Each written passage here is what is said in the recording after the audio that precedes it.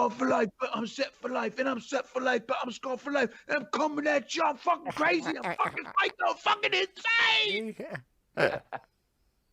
That's the fucking chorus right there. You nailed it, dude. You nailed it. You nailed it. And you visually transformed into fucking Joe Rogan. There, You dude. did. You fucking, Joe Rogan. Yeah. yeah, you did. You visually transformed yourself into Joe Rogan. It was amazing. Hey, there's everybody. Hello. I say, what the what? What the? Who's in the places? Did I just pop in like right at the end of No, the you've credits? been here for hours. You've been here for hours. I've been here for hours. Welcome for you to be here for hours now. Anyway, are you serious? Is it like right at? I'm guessing I walked in like right at the end of. Hold on, that accent you did was Ringo Starr. If Ringo Starr and the dude from Backstage Metallica had a baby. Been here for hours. I don't know. I've been waiting for them for months. I don't know. I've been waiting for them for hours. That was Motley Crue. Backstage Motley Crue. Backstage Motley Crue. It wasn't called Backstage. It was uncensored. Yeah, I think uncensored. Hey, everybody. I'm guessing I walked in right at the end of the credits. Welcome to the big room. Back where you belong. Transforming yourself into all your Joe Rogans of your fantasies. I know that we are going to do a number of B Rumble stories tonight. Yes. But I need to start the stream with a bit of news that just happened over the last literally 24 hours, which was crazy, and did not see it coming. Okay. Sweet. The U.S. government has fallen to the zombie apocalypse. No. Early Tuesday morning, Adam, you remember our neighbor Frank, the older guy that lives across the street?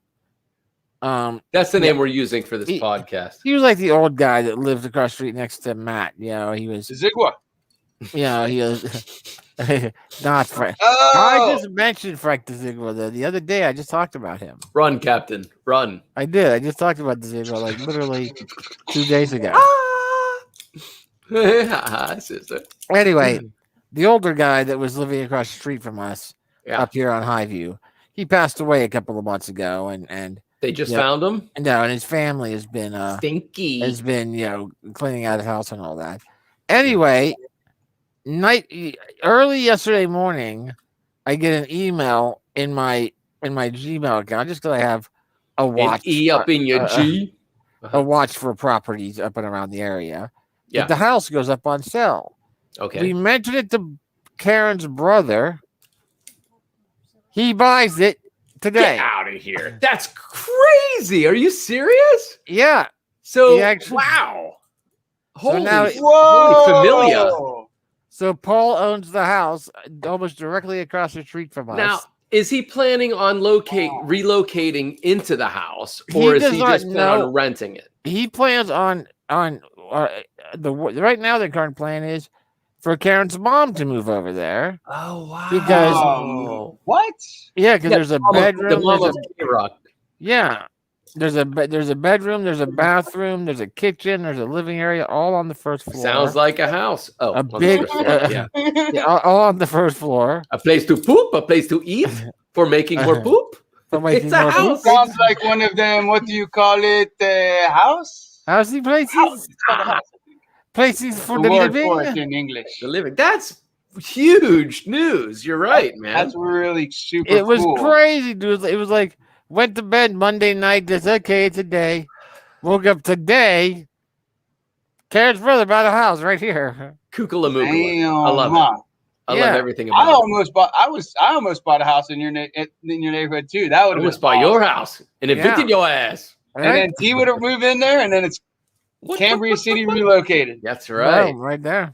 That's right. But yeah, so the drinking in the streets again. We would have totally move in there. The streets. Drinking. There's another house for sale now too. Oh yeah, drinking in the streets. It's like people are putting houses up for sale all over the place. Why? Because you guys moved in? I think it's because I get scared. Right. There goes the neighborhood. We don't know what those people are up to over there, but we don't trust it. I don't know. I don't know. We better start like melting objects next door to I'm them. melting lots of metal next to Burn them them. out. Ban them. Whatever happened? Ban him. He's a witch. What are you saying, Kate? No, whatever happened to your neighbor, by the way? That was 8,000 big room bucks. 8,000. The price just went up. Went up huge. You got like a minute and a half. Right. A minute and a Don't half. to say that, one. Kate. That's the line. Don't say that, Kate. Kate. And that is historically accurate in accent and pronunciation. Yes. Good job, Nailed Mark. it. Nailed it. Nailed it. So no. that's actually a hint built right into the question. Right in. All right.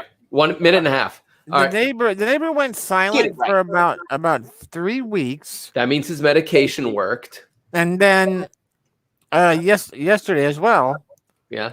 we don't know what he was doing. He took out like 3 cinder blocks Mm-hmm. and lined them up in a row in the yard, like end to end. But he's not doing anything with them. He just lined them up. You know of. And then he started to take out the old broken mini fridge with the giant skull face on it and everything. Yes. That broke. We threw it out. Turned out he picked it up. It's in his yard. It's in his yard right now. That's decades of history. That held a lot of beer. Oh my God, that goes back to the long big room. That's That's the old big room. That's the old. Take a picture of that fridge. That goes back to the discovery of Honey Brown. That's what I was gonna say. Right? Yeah. Wait. B. Take a picture of that fridge. A lot of beer. Take a picture of the fridge, and we'll put it right there. Oh, that'd be there, awesome. right there. Right in between us, so you can just grab. So what are you drinking? Well, let me reach into the skull. Right. Nice. But then he started. Then last night he lined up yesterday he lined up these cinder blocks and started bringing out combinations of buckets. Okay. And other metal things. Drill bucket. And spraying them down with a hose. Okay. And then he would pick them up and beat them on the ground. Good for him. Like after they were all soaking wet. Yeah. Pick them up and just beat the water off them. Yeah, beat the water off of them. Apparently. I don't know beat the what water was off it. Of you. I'll beat the water right off of you. Like I said, so hard. That's a beach fight quote. That's like I was here in the room and I heard combinations. I'll smack the water off you. Smack the waves right out. Is this what you heard, BB? I was just in the room and I would hear combinations of and then duk duk duk duk duk. And I was like, what the hell is going on? And Poor mentally ill. K-Rock walked over and she was like, well, he's out there spraying down objects with a hose and then picking them up and beating them on the lawn. And I was like, okay, good to know. Good. This is what he does the day good worker, Ant. prior to his death. Yeah. Yeah, Wapsie should be good. Let's go with the Wapsie. Hey, by the way, I don't think I've actually discussed our neighbors in a while. No. Oh man, yeah. Well. Is it good? No. I mean, good. Good. We have one good neighbor. I mean, is it like metal melting? Yes. Good? Yeah, that kind of good. Yeah. Yes. Oh yes. He's been institutionalized a couple times now. Nice. And the fascinating thing was, I was cooking dinner, and the lads were riding bikes around the house, and Balin, the eldest lad came in and said, "Hey, you're just using dwarf names from." That's right, Balin, Dwalin, Keely, Feely, right. Yeah. So Feely, right. Keely, and Dooley came in and said, Monk, the neighbor would requests your presence for information giving. This was recently. This was like 3 weeks, 2 weeks ago, 2 weeks okay. ago, 3 weeks ago. Yeah. I think I was so just blown out of my mind that I haven't mentioned it. And so I say, tell him I'm ready. No, I said, tell him I'll be there when I'm ready. Because there was a bunch of things that led up to this moment that I will inform you of. Or anyway. So I go out and I was like, I'm cooking dinner. What is it? And he says, look, man, I know what you're up to, and I've seen you scrying in the black mirror, and I know that you've been putting stuff around my property, man, and I just want to tell you that I'm not into it. I follow Jesus, man. He totally ricked out on you. He totally ricked on you. Crazy Rick, drunken Rick. He Rick Morty. Yeah, he's like a negative. The scary part is he is a huge individual. I've watched his schizophrenia spiral since he moved in. And but this is the first time that he's sought me out for against scrying him. in the black mirror, right? Scrying in the I've seen you, don't deny it. I've seen you scrying in the black mirror against. So oh no. And I was curious. like, okay, he's dangerous. I went like exactly what I said. We called the police came right afterwards. That should make you I went like this. Warm and like That's dude, I was fucking like I was like get underneath the bed. Yeah. I was like, yeah, I will not. I was like, anything that comes out of my mouth is not going to make this situation better. I will take a pause. Logic has left the building. So I'm just gonna. One of my favorite quotes is, take a pause. One of my favorite quotes is, the man who believes he can win an argument with a crazy person is indeed the crazy person. Yeah. And I was like, truth be told, I split. All right. My family. Don't come near my family or I'll kill you. Anyway, there you go. That was Slay's response. Well, yeah. Slay, how would you respond? So, nevertheless, they are getting evicted at the end of the year. The black mirror. They are, you know that? I would try to go through that black mirror somehow. I'm curious too. I don't know. Through that black mirror, right? I'm very curious. Ryan the witch, the wardrobe, what if through he's the mirror. like telling the truth, like he's Last actually unicorn. So Slay, so just to clarify, you would have been like, yes, I do have a black mirror, and if you go against me, it will not end well for you because I will go through the black mirror. What if he was saying? She would have walked away. What if he was saying that it was himself, that was scrying through the black mirror, and that's how he saw T playing against him? Right? Maybe he had the orb. He had what are they called? The orb. Bourbon person. Oh, the with the L. It starts with an L. It's the. You mean from the Lord of the Rings? The Palantir. The Palantir. What do you mean? Yeah, like Lord of the Rings. Yeah. Oh, in Lord of the Rings, not heavy metal. Yeah.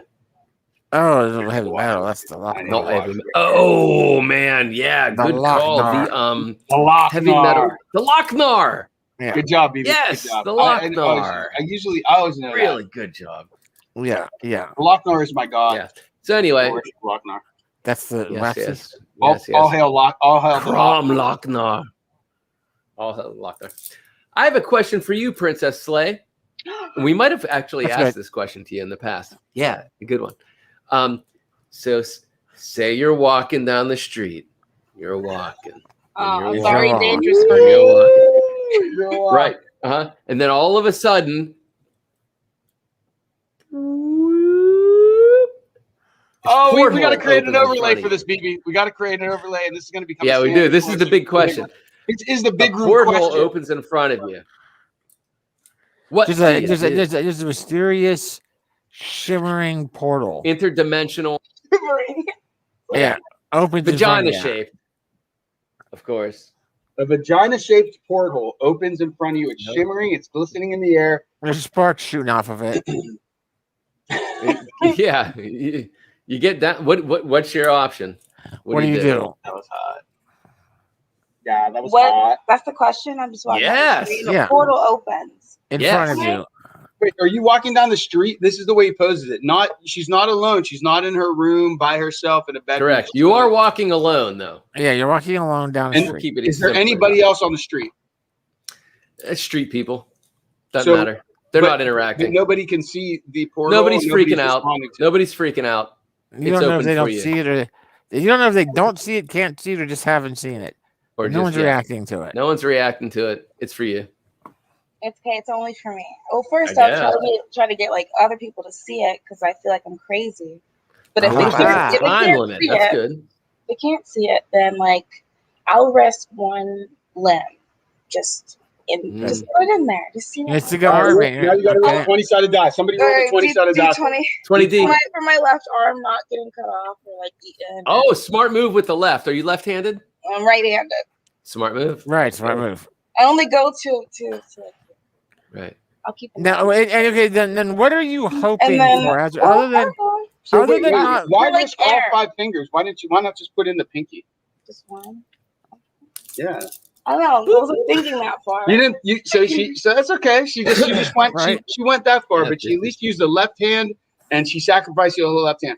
You just rolled a 2. And you lost your hand. So you're not the dungeon master. I am not the dungeon master. Because TK is a TK story. All right. So your hand returns to you as you draw it back. Oh yay. Okay. Your fingerprints are still present. It's still your hand. Does she feel anything in the hand? Is it numb? Is it no? It's just yours. So it feels normal. Yes, it's just yours. I don't know. I'll probably not go through the portal. Okay. I'll just be bored. I'll just take it. Wait a minute. I don't know. I feel like you would walk away from the portal? Yeah. So what would you do? I can't like come back. So you would be like everybody. Do you see the porthole? Do you see this? Everybody and people, and there's nobody around. Like basically, there's nobody around. So it's now just a choice between you and the portal. And you have to decide, like you put your hand through it, your hand disappeared, you didn't see it come back, and you brought it back and there was nothing. You wouldn't stick your head through, you just walk away. Yeah. Fascinating. Okay. You're the first one that ever said that. It's like the haunted house shit. It's like, oh my gosh, I just heard a noise from the basement. And it's like, white people will just go and like look like at the noise, and just like be in the woods and shit and just like go, oh, I have to check this out, and I just don't have to check everything out. Check it. I'm going to Chipotle. Yeah. Check it. Out. Yeah. It's like, instead of running outside, they always run upstairs. It's like, run outside. Like, why are you like running upstairs? So basically, is you believe that our base reality was a horror movie and not a fantasy story? Oh, very Freudian. Big brain on this psychology. No, that's awesome. There is no wrong answer. That's the great question. No. It's just insightful of the character in the realm. Yeah, the character you feel you might be playing. Making choices like that, just random portals opening up. I know, and it's like how long will it be there? Victoria's Secret, and then I just see this like portal. No, like. Did you say I walked by a Victoria's Secret? Yeah, like the fuck is I see all kind of portals when I walk in front of those stores. Get me out of here. Vagina. Portal. Fascinating. So all of you went through the portal, I'm guessing. Yeah. What happened afterwards? We have no idea. Did you make it back? You don't know? No, it doesn't really matter. The adventure. And I must admit, like, as life has progressed for me, and I have more ties here to this reality than ever before that I actually care about so much. Right. But I would just be scared. Like, what if I went through and like amazing shit happened, and then I'm like, oh, I kind of want to talk to my dad, And but I or can't my children and my wife. Yeah, now you're just like stuck in Adventure Time, Yeah, I think come on, tell your friends. The toughest what if on that for me anyway is just the thought of not doing it, continuing through life, and then winding up on that deathbed at the end. With that, went through the no, not even I should have, but just the wondering what would have happened had I done that? I think honestly, your deathbed would be in an insane asylum because you'd be trying to explain to everyone that I saw a vagina-shaped portal, and they're gonna make and I didn't go through it. And I didn't go through. Oh, well, you should have went through it repeatedly. The fuck is wrong with me? Yeah. So there you go. That's why you enter. That's why you have to enter the. There's the ultimate realm of what possibility comes into your life, and you say, pinwheel of death, pinwheel of death, pinwheel of death, pinwheel of death, glitch, glitch, glitch, and then it disappears, and it's like, fuck. I thought I had more time to decide. Oh my god! I want to say that this question that we ask, and we've pondered in our years, decades as humans, but that we it came from comic books initially, and the question of this, but now with the Marvel movies, I think it's gotten easier for people to understand this question. Doctor Strange, right. Because you see Doctor Strange do it, and you see that you go through and you end up somewhere else, and you're teleported. And hello, K-Rock, everybody. People are waving. Shoulder of K-Rock, everybody.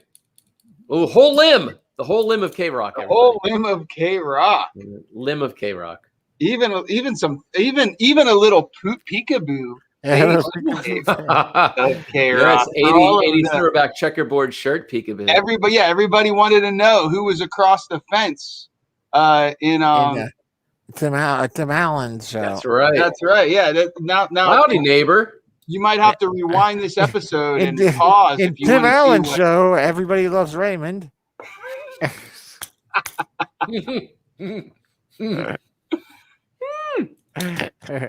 I almost spit out what I was drinking. What? BB? What? Oh, wait, no. This what? What are drinking? Hey, how's everybody doing out there? Hey, everybody out there in the big room, not big room land. Welcome to the doesn't big have room. a crazy straw and is really jealous of the crazy straw right now. BB Rumble Be crazy jealous of the crazy straw. Crazy. This is a segment that we like to call. Yeah. What are you drinking? And this is where we ask the host and we ask you, viewer, what you are drinking as well. You drinking? And hey, if you are drinking, go ahead and taste it. Taste it. But beep beep. Beep beep.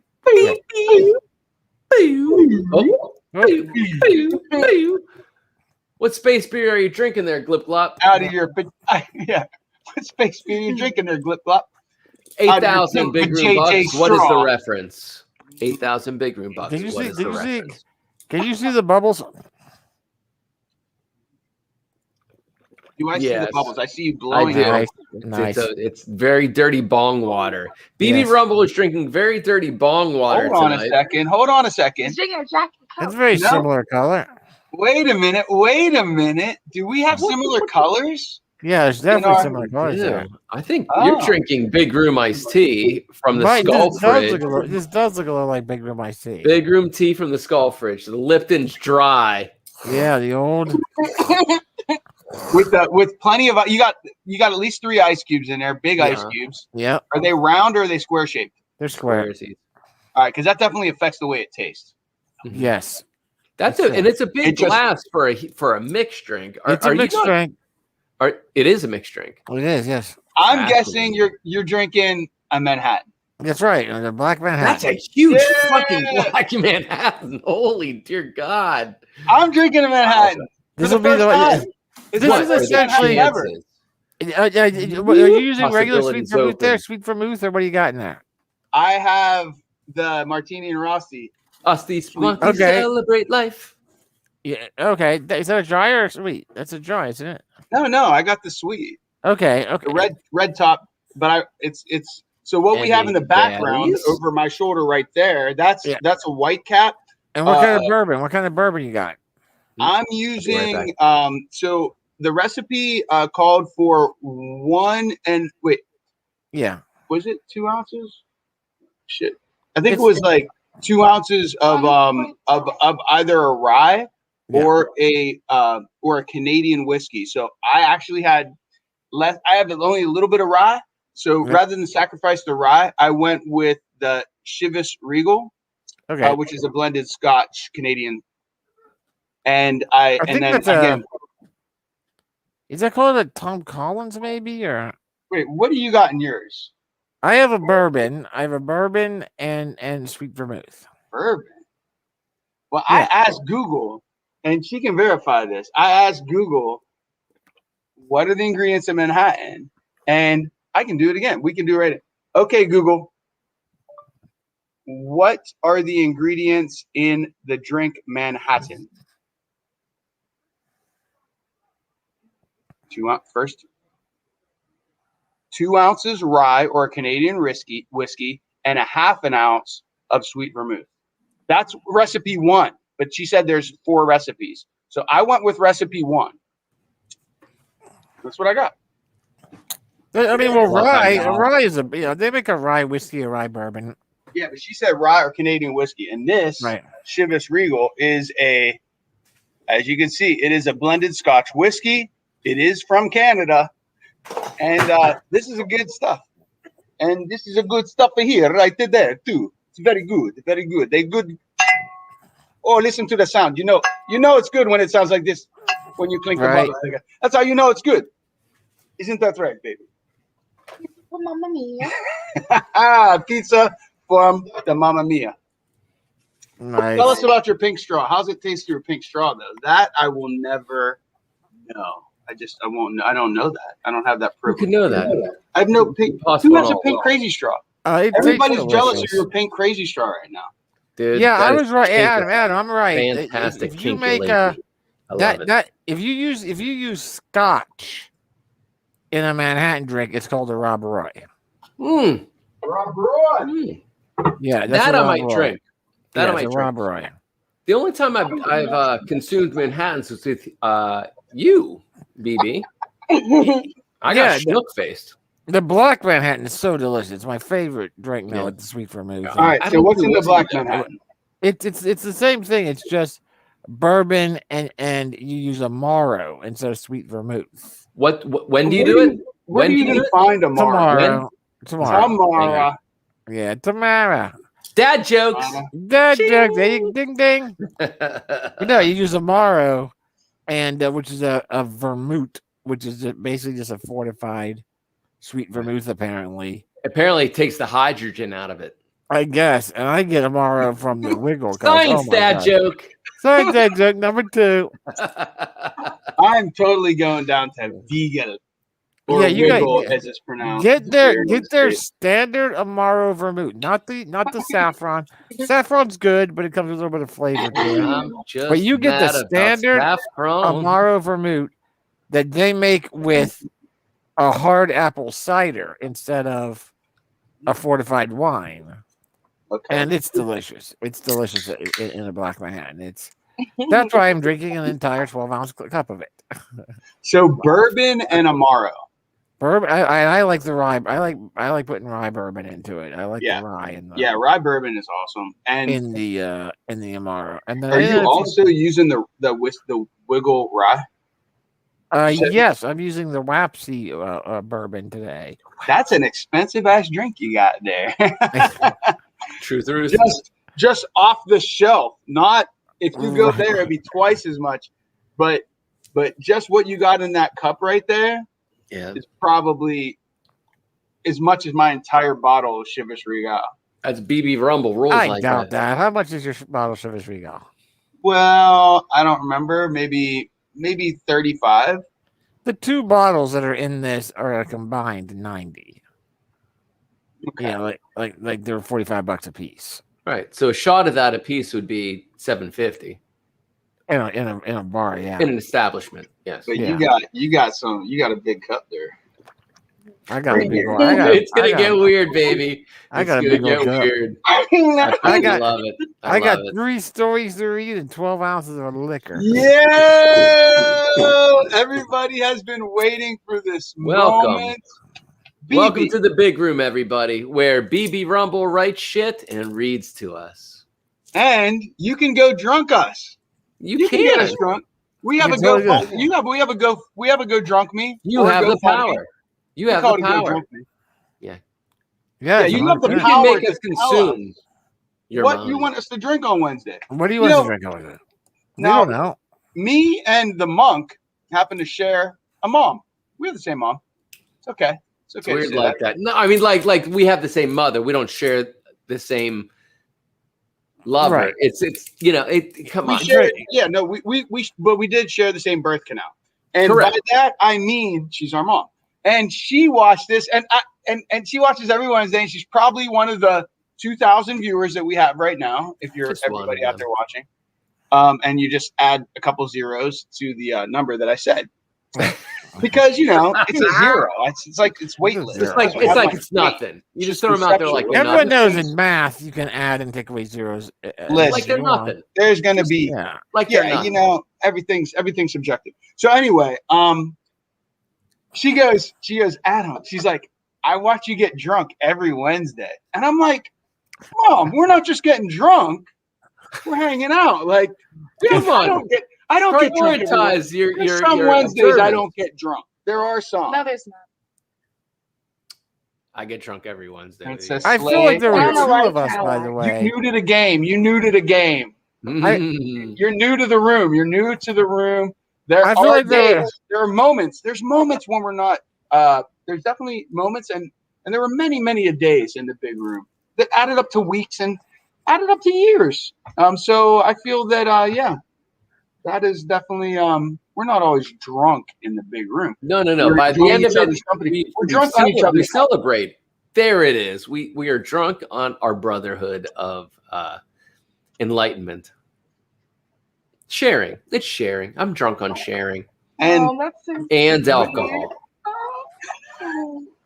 I feel like there's still a couple of people on the stream though that need to answer the question of what are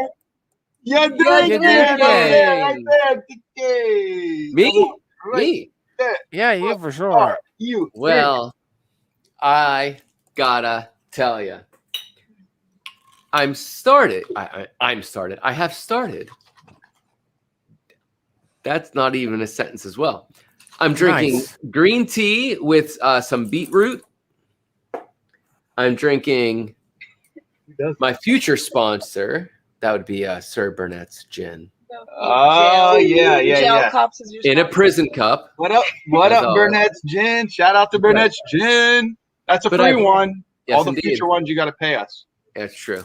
We are but I will be sipping on after the gin an amber straub. Man, you mixing it all kind of up. You just mixing it. I'm I start with caffeine and health. I go into the abyss with gin. And then I mellow out a bit with a little bit of burping carbonation. You burp Ain't out no the dummy. bad stuff. Yeah. You burp out the bad stuff. Yeah. Dude, plus I had a little brownie earlier. Can you tell us a little bit about the boobs that are showing up behind you? Yeah, these are some while we have you on the big screen in the big room. Those are some great New York boobs. What is that? How many big room bucks is that reference? Can you do some New York boobs? Hey, can you do some head crushing on those boobs for us, please? Those are grape crushings. Those are cherry tomato crushings. What, 800 big room bucks? New York boobs? At least. More? Bro. Oh, yeah, at least. 2,000 big room bucks. Those are some great New York boobs. So this is who said it and what show? What do they got to answer for that? All right. So anybody out there in Viewerland, yeah. Go ahead, Steve. Great. Okay. So these cherry tomatoes, you are not seeing double. No. But so my occupation this week is for a TV series called Sprung from the writers of Raising Hope and was it Earl? Something Earl? My cousin Earl, something like that. Was it? Yeah. Yeah. With that actor that BB knows the name of, who's brilliant. He's from Deadwood, is where we first saw him. Oh, yeah. Yeah, that guy. You knew it last week. Knew it last Came week. right up with Drank that away. I Anyway, did that away. so there's a lot of artwork in this television series. So I've been painting a lot of abstract works for them. But this one deals... Garrett Dillahunt. There you go. What he said. Carrot in the what? Carrot in the cunt. No. That's what I said. Oh, carrot in the... That's... Not repeating that. Good However, setup. Set you up for that one, BB. Boom, boom. Thank you. Yeah. Get him up and knock him down. Giddly ding dang dang. Hey, that's my new catchphrase. By the way.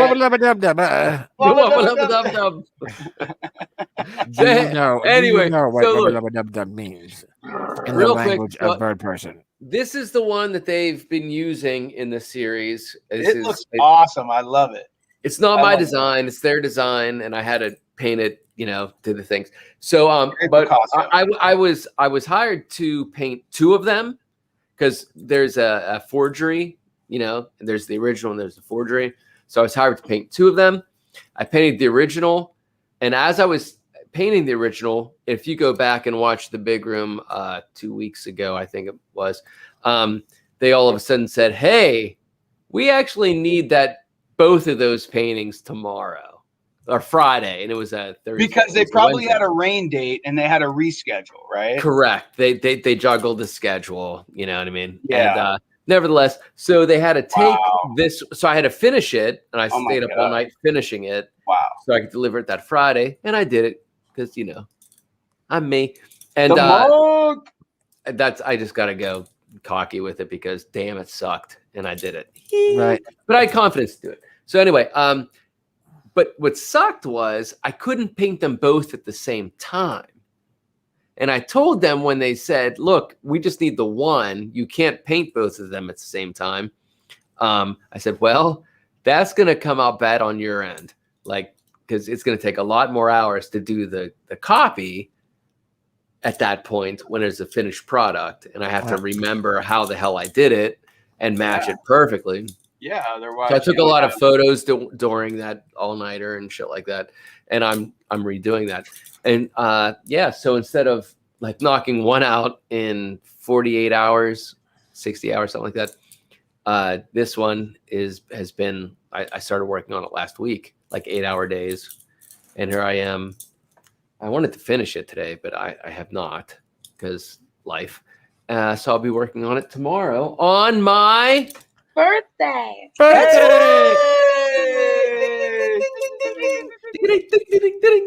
So anyway, yeah, that's what these are. All these cherry tomatoes.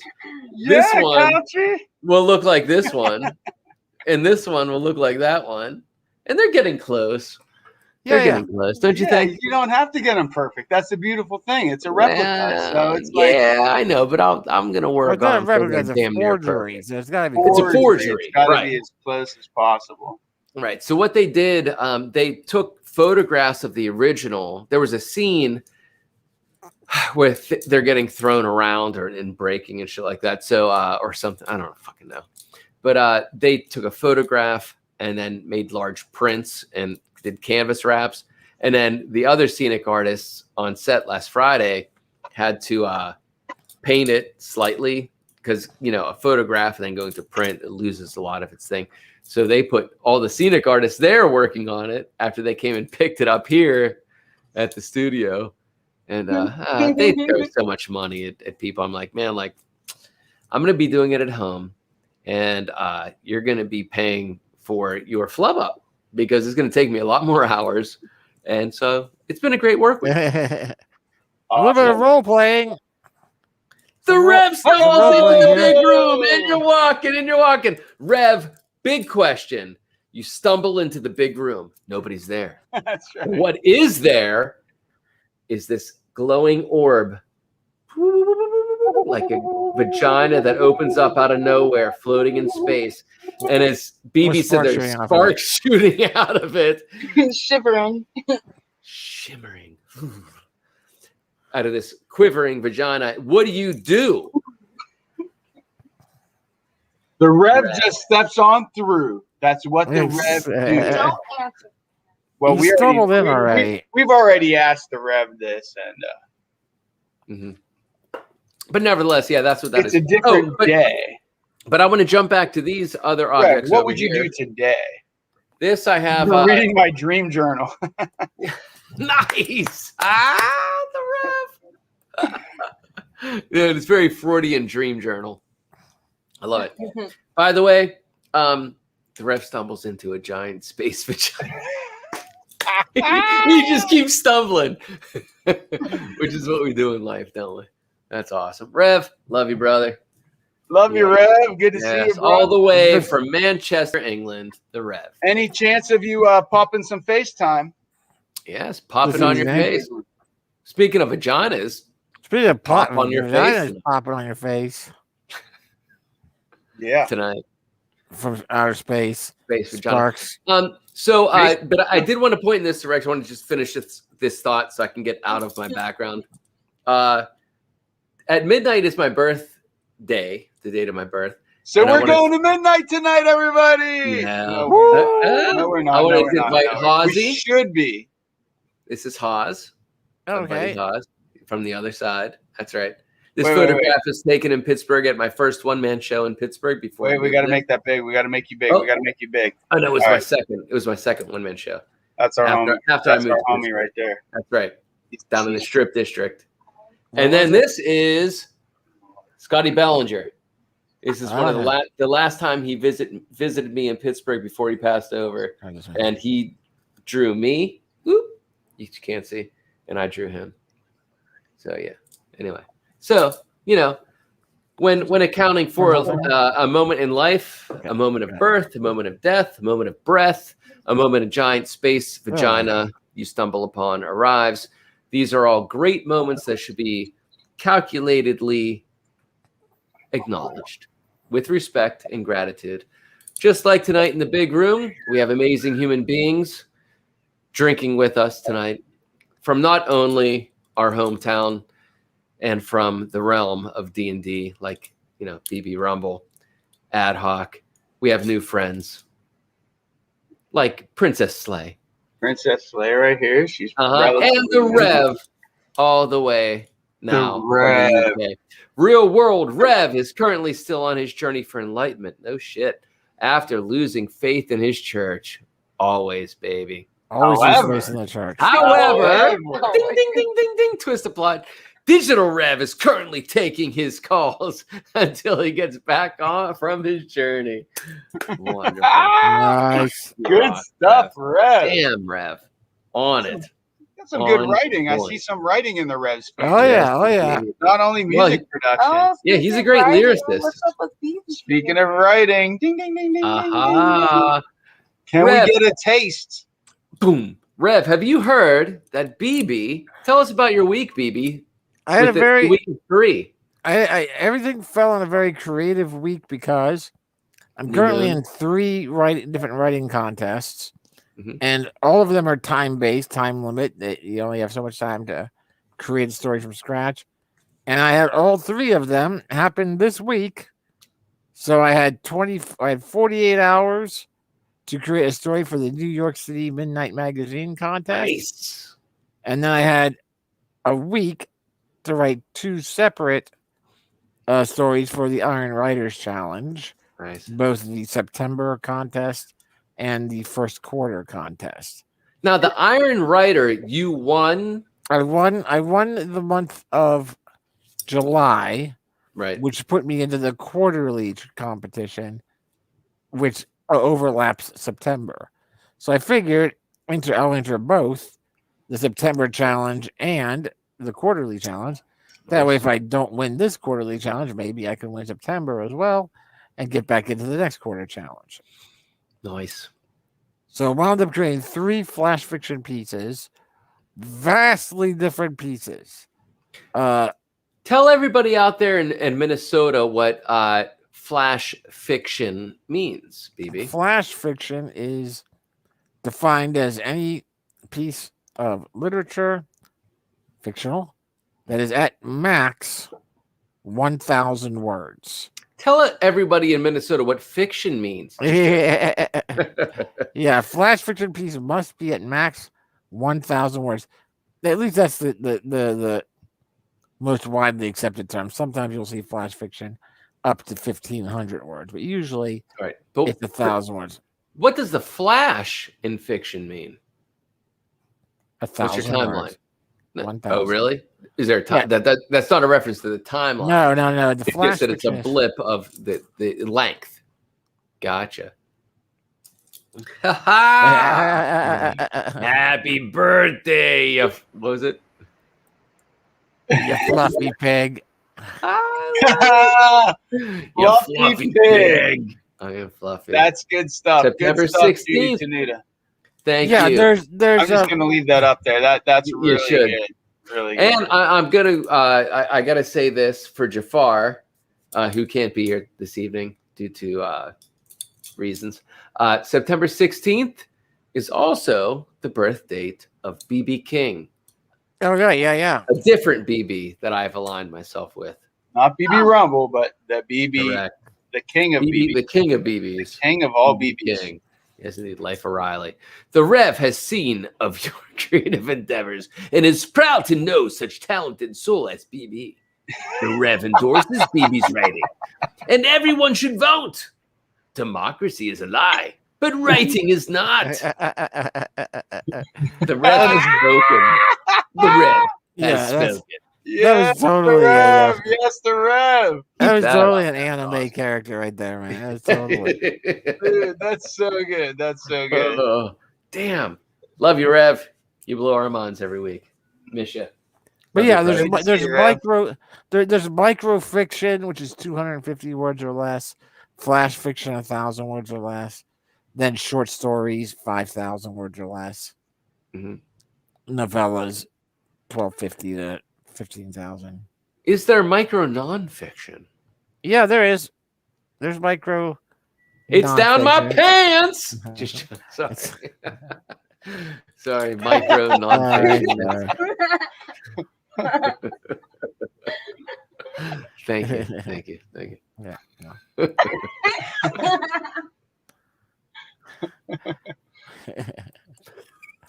All right. Well. Yeah. Woo, the last keep coming. They just keep coming. They do. Micros keep coming. This is what happens in the big room. We laugh. We tell stories. We cry. You pop on and tell us your stories, and we will either ridicule you if you deserve to be ridiculed.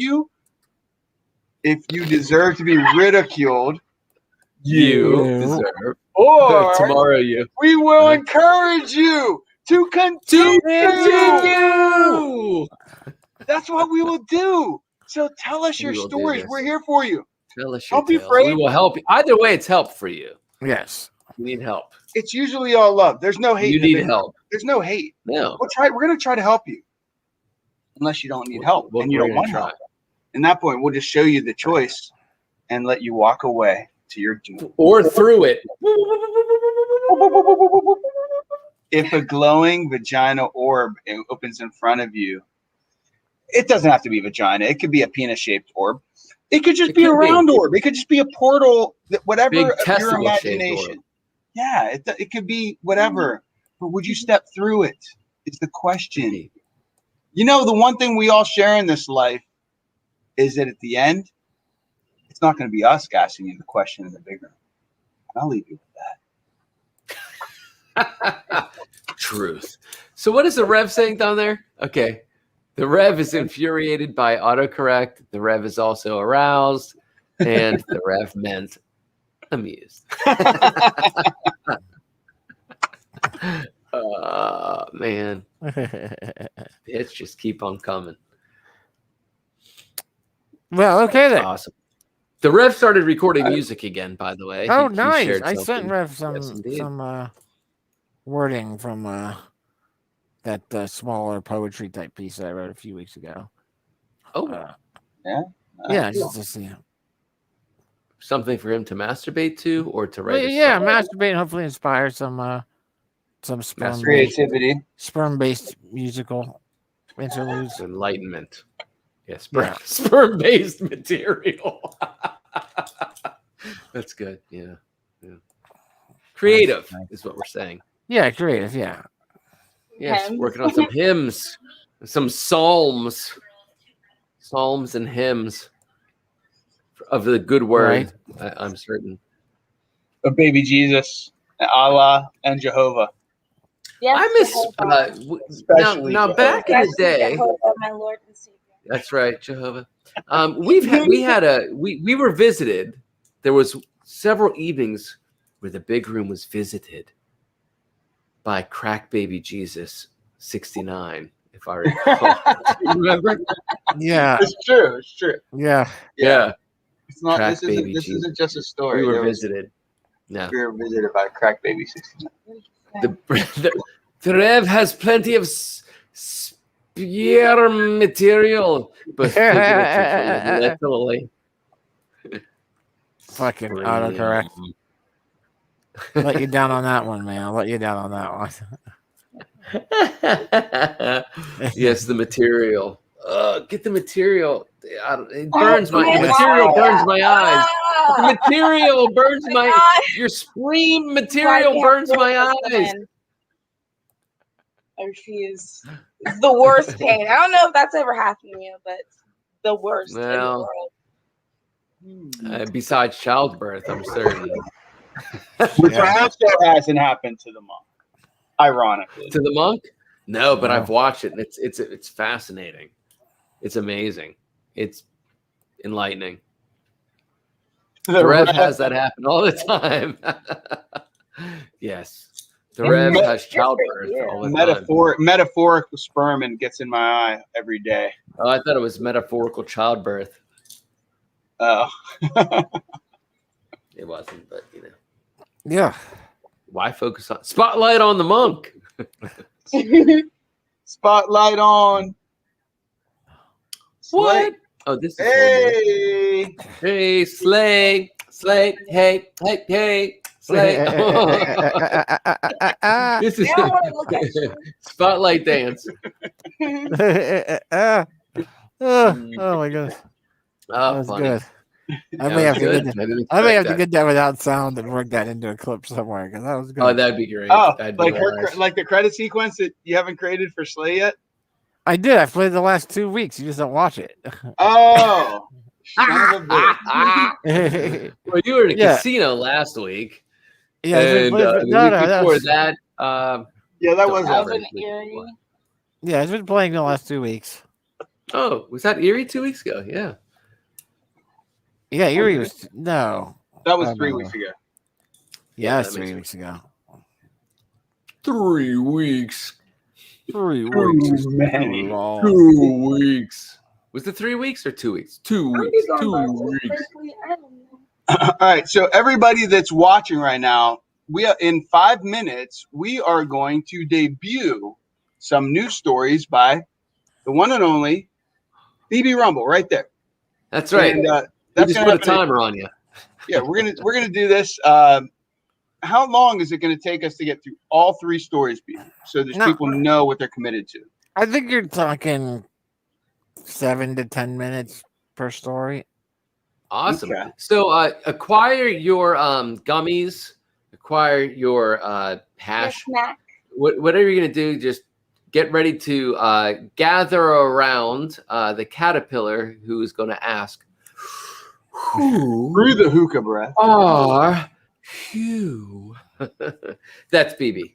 That's me. Tonight, the caterpillar from Alice in Wonderland will be played by BB Rumble. Yes. The Storyteller. Does anyone remember the Storyteller series from was it Amazing Disney? Stories, right? Amazing Stories playoff. It was around the same era. The Storyteller. And it was like Something's the Storyteller. Oh, is it Jim Henson?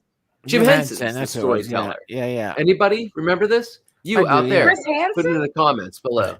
Chris Hansen. Chris Hansen, one of the Hansen brothers. Yeah, no. Yes. Yeah, you know the other Hansen brother went on to become Chris Angel, Mind Freak. Come on now. That's awesome. I'll spread that rumor. Yeah. I will totally spread that rumor. Yeah, Every look locker into it. room that I ever come in. Look into it. It's true. Sure, of course. Everything is true on the internet. Right.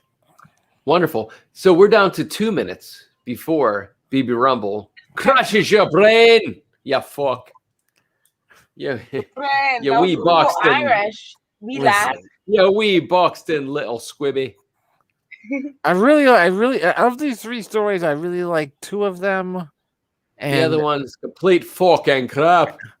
And I'm satisfied with the other one, but hey, we gotta do it. Hey, Rev. Besides the MM Bop, You know it. Hanson brothers. Can you? We got 3 minutes. Brothers. Can we see your face and get a 2-minute update of Life of Rev? I think. Oh, that'd be great, Rev. I think that was what he was saying about that he is that the real life Rev is still away seeking enlightenment. I think is what he was indicating there, that the real life Rev isn't available to appear on camera. Only this version, the digital Rev. Digital Rev. Okay, yeah. Okay. At least that's how I interpreted his. So yeah, all right. Words. So we miss your face of the real life Rev. I'm having a hard time jerking off Rev. It's been a long time. It's been a long time. BB's we need having a rough time. He needs we need an image of digital Rev to be able to put into our digital backgrounds. Right. Yeah, we'll place you on the shelf with all the alcohols. Right. You stare into your digital eyes while we think of happier days. Think of happier days of shaking martinis repeatedly. Fucking martinis. The martinis. The sound of shaking martini. I got it, yeah. Digital Rev is here to take and calls of real Rev. And he cannot come to the magic box right now. However, Digital Rev can answer on behalf of the real Rev. Excellent. Rev. All right. Well, then. So a giant mystical vagina opens in front of you. What do you do? What do you do? 3 words or less. Because we're down to. Right, you have to answer that question. What is digital Rev? Does digital Rev go through the digital hole into the new physical realm to be birthed as a Pinocchio child of wood? Would happen. I mean, it's a possibility. It's just one of millions. Yeah. Oh, by the way, I've watched What If. That's really, yeah. What If on Marvel? Fucking wonderful. Like it's one of my favorite comic books as a kid, and the What If series is excellent. Oh, did you just freeze, BB? Digital Rev cannot experience physical feeling. I think he's just drinking. Digital Rev can only transmit data. This is like Blade Runner 20 whatever. 49. I always forget it's 2069.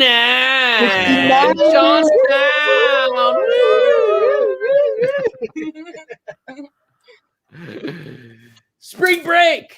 Sorry. BB, where'd you going? 49, dude. BB, where are you? 49, Suntan Motel. BB, where are you? Count with me. He has been sucked into the digital realm of the Rev. 1, 2, 3. Did it match in your world? It matched, and then he went into a freeze again. In my world, it did, yeah. All right, ready, everybody? Am I lagging? I might be lagging. Okay, ready? 1, 1, 2, 3. Oh, fuck. We synced on 3. Very difficult. On 3. Okay, that was highly difficult. We'll do 1, 2, 3, then 1, 2, 3. Ready? 1, 2, 3. 1, 2, 3. Well, you can't change the tempo or whatever. I got fucked up because we're not in sync. We're not in sync. Yeah, you can't change the tempo. I freaked out. You guys are lagged. I don't know. I'm a. What do you got to say? Okay, ready? We'll do it again. One, two, wait. The count. 1, 2, 3. Bam. Welcome How about to the 3, Big 2, Room 1 again, everybody, where we are going to hear the stories of BB Rumble. Take it away, BB. I'm like, no, okay. So we think now's a good time to start reading. It's 10 o'clock. Drink it up, bitch. All right, so I had 3 stories to create. The first one was the second round of the New York City Midnight Magazine Challenge. I had 48 hours to create the story. Midnight on Friday, they revealed the genre, the location, and an item, all that had to play prevalent roles. The genre was horror. Oh, dear God. You know nothing about story. This. Are there any people of color in it? There's no mention of anybody's color. I'll imagine. Yes. Too bad we can't stay, baby. The location is a computer lab. Okay. And the item is a vacuum cleaner. Soul sucking Hoovers. Okay. So those were the 3 things that I had to do to create a story. I had 48 hours. Computer lab, vacuum cleaner. Wait, computer lab is a location. Vacuum cleaner is the item. And it had to be a horror story. It has to be horror. Okay. Yeah. This is genre. Right. So I came up with a flash fiction story that I call Decompiled. Decompiled. So Decompiled. Okay. Here we go. Carol ran the short distance from her Uber to the front door of the ATL building, quickly sliding her ID card through the security slot. The door opened and she stepped inside with a sigh of relief. She had made it before the storm hit. Working late tonight, Dr. Trips? The security guard at the welcome desk was as friendly as ever. Hey, Eddie, Carol smiled, allowing the identification card to zip back to its place at her hip. Yeah, we are running a universal decompiling program on our research computers, and we need to manually make sure everything is segmenting properly every 90 minutes. Kimmy is supposed to be taking care of it tonight, but I haven't been able to get a hold of her. Eddie swiped through the tablet in front of him as Carol stepped up to the desk. She's up there, he confirmed. I saw her checking in 6 hours ago at 4:32 p.m. Might be these electrical storms. They've been playing havoc with the cell phones and intercoms all day. Carol nodded, taking the tablet as he offered it to her and signing her name. Well, regardless, I'm sure she'll appreciate the company. Carol returned the device. It's important work, but God, is it monotonous. I thought you were unraveling the mysteries of the universe up there. Oh, we are, Carol laughed, stepping away from the desk. But as it turns out, defragmenting the computer, looking into the hidden corners of physics, is just as boring as, well, defragmenting anything else. Have a good night, Doc. I'm here until 5 if you need anything. Thanks, Eddie. Carol got on the elevator and hit the button for floor 23. Scene break, moving to a new scene. 23. Right. 32 and 23. That's what we do. We have to work as above, so below. Carol's ID card snapped back to its place as she stepped into the computer lab. Kim, you here? Carol reached for the light switch and flicked it. Nothing happened. She stood there waiting for her eyes to adjust, flicking the switch a few more times. Damn storms, she mumbled. Carol looked around as the room came into focus. The 2 windows along the far wall were uncovered, allowing light from the city to illuminate the room a bit. The sky flashed periodically with electricity, casting shadows into the room. She could see all 24 computers still had power. The desks were aligned as usual in 4 rows of 6 computers, with each of them facing a center hub, like spokes on a wheel. A Nicro 55-gallon industrial-strength vacuum cleaner was positioned between the two windows, indicating that the janitorial staff was working on this floor. Carol moved to one of the computers closest to the center hub and sat down, facing the door back out to the hallway. This was her favorite row of computers, as she preferred to sit facing the primary entry to her room. She moved the mouse, deactivating the screensaver, and read the screen. Decompile in progress. Segmentation 226% complete.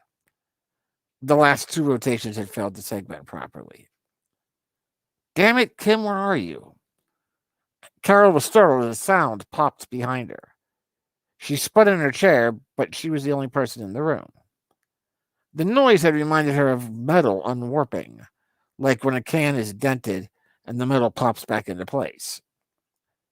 Slowly, she turned back to the computer, beginning the process of manually resetting the segmentation process. She felt goosebumps rising on the back of her neck as she shivered. The computer lab was always kept on the cold side, but it seemed more frigid than normal tonight. The sky flashed behind her momentarily, causing her reflection to become visible on the computer screen. She considered pulling the blind shut, but she wanted to finish this process as quickly as possible. She was starting to get worried about Kim. Another flash, and Carol's heart leapt. This time, the reflection in the computer screen revealed a figure directly behind her, too large to be Kim. She gasped and spun, pushing herself away from the windows at the same time. Nothing was there. Carol stood up, feeling the pounding in her chest. She looked around the room almost frantically. It felt like someone was there with her. Again, the metallic pong-like sound. Carol's eyes shot to the vacuum cleaner. That was where the sound was coming from. She was sure of it. She moved over to the Nicro unit, listening carefully. It felt as if her heart was attempting to escape through her throat as she heard a soft brushing against metal. Without even thinking, she quickly pulled the release handle on the 55-gallon drum, unlocking the lid. "Oh, Jesus," she said softly. Inside the barrel was Kim. Her legs had been impossibly folded up in front of her torso, and her arms had been removed and placed behind her. There was a long vertical slash down the front of her throat where her vocal cords used to be. Her mouth was sewn tightly shut, but her eyes were wide open. Carol's mind froze. She didn't know what to do. Help her? Scream? Run? The sky flashed again, and out of nowhere, there stood the figure of a man. His body was covered in deep symmetric cuts, forming a grid pattern over his entire exposed body, continuing all the way up to his face. The wounds appeared fresh, many of them still oozing blood. Carol stumbled backward towards the door to the hallway, trying to grasp her ID card, as the figure spread its arms out to its side, as if welcoming her. "Fear not," the voice was abnormally deep, but perfectly smooth. "This is the natural culmination of things. You investigate hidden corners, you will find things that are meant to stay hidden." Carol screamed and turned to run for the door, but she never made it. The last sound she heard was that familiar sound of her identification card whizzing back to its place at her hip. The end. Very interessante, BB. Very Yeah. interessante. It's almost, I thought you were going to go back to Cobalt there for a hot minute. And are you referencing this at all? Not in that story, I'm not. Just wondering. Yeah, not in that story. Just wondering. Yeah, no, it's very good. Yeah, and, Very dark.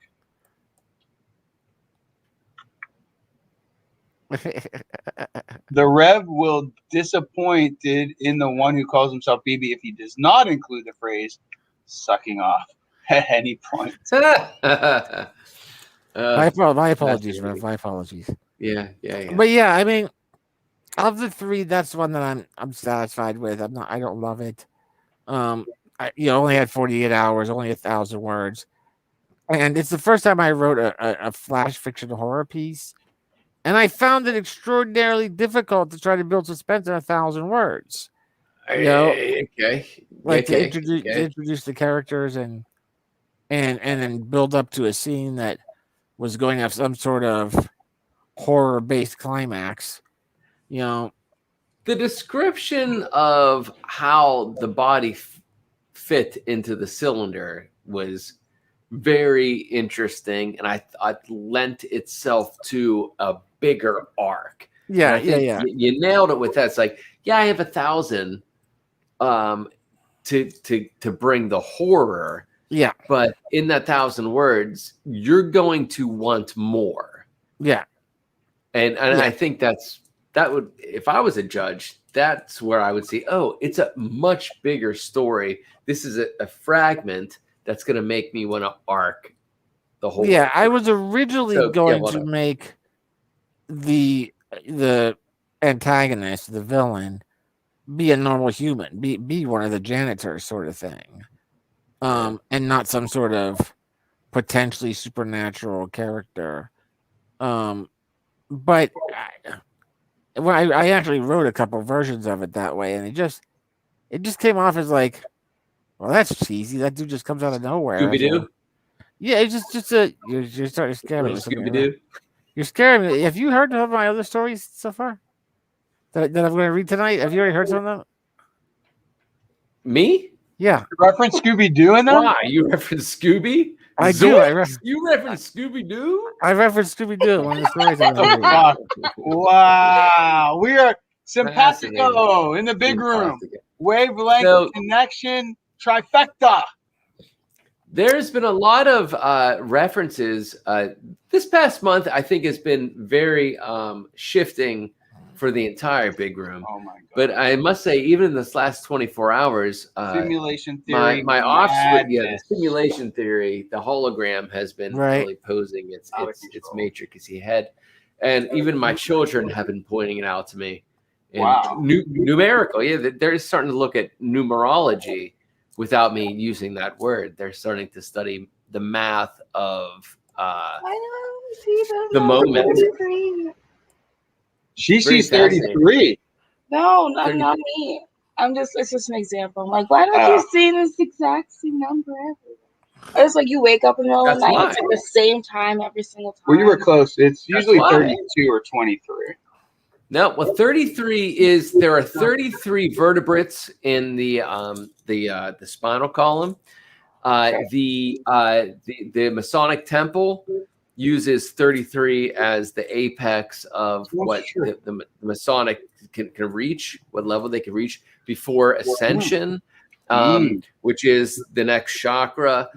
Jesus died at the age of 33. That's the exact same. Yeah, you're right. Okay. And Rolling Rock puts 33 on their bottles. Yeah, 33 is a master number. All of it is true.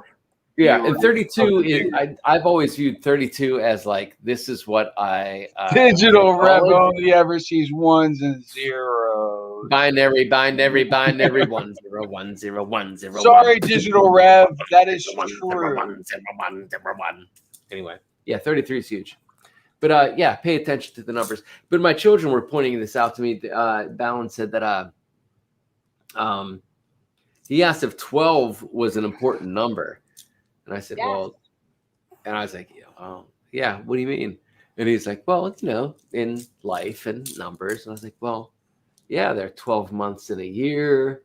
There are 12 signs of the zodiac. There were 12 apostles, like all these 12, there's 12 around one, we split our day into 2 segments of 12.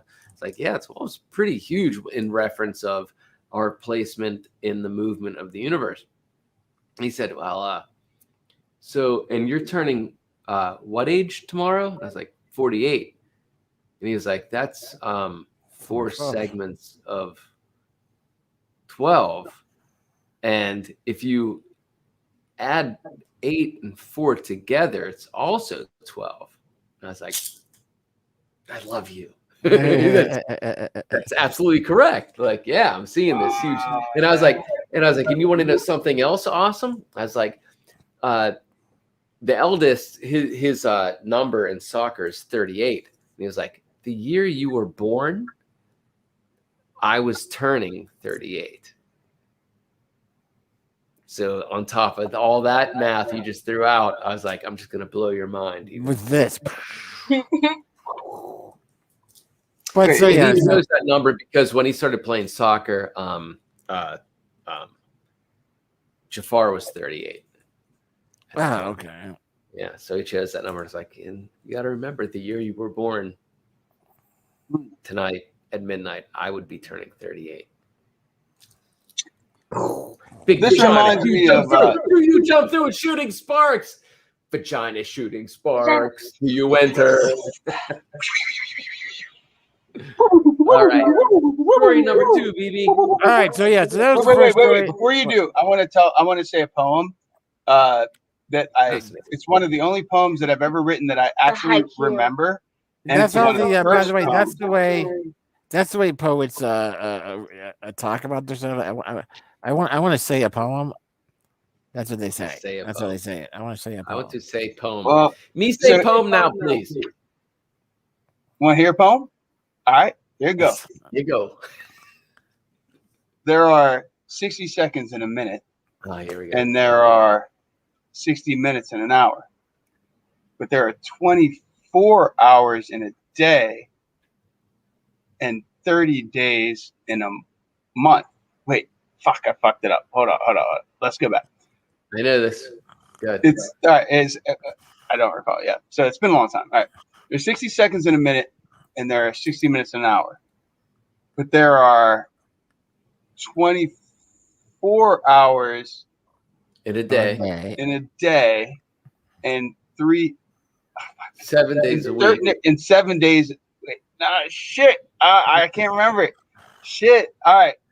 We out of the water. I remember this. It was a good math. It was a good math poem. Yeah, we actually altered that poem in the book. We took that poem and altered it. It's in the book. Right. Yeah. All right. So how many words are in a book, bro?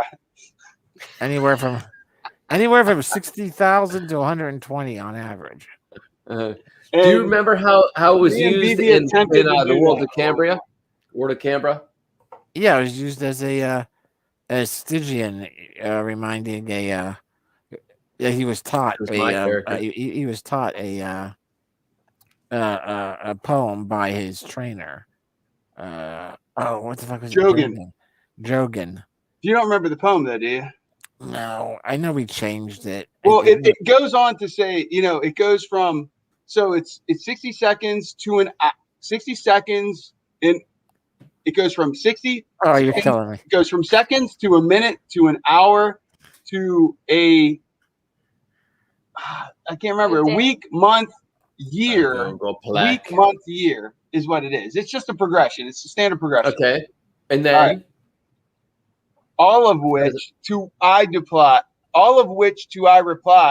I don't care. So that it's like that's the rhyming word to the year, right? So it's like yeah, and then it goes, I will take each moment as it comes, and God, how's it go, V? I will take each day as it moment as it comes, and live it. Fuck, I can't remember. All right, we'll pull it up and bring it to you guys. That'd be great. I'd like that because time doesn't truly. Yeah, I got you. That's the point. Yeah, that's the point. I mean, numbers, everything's like it's all representative. Did we make up numbers or did we discover numbers?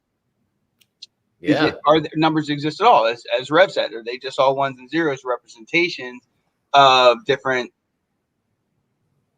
figurines, different sacred geometries?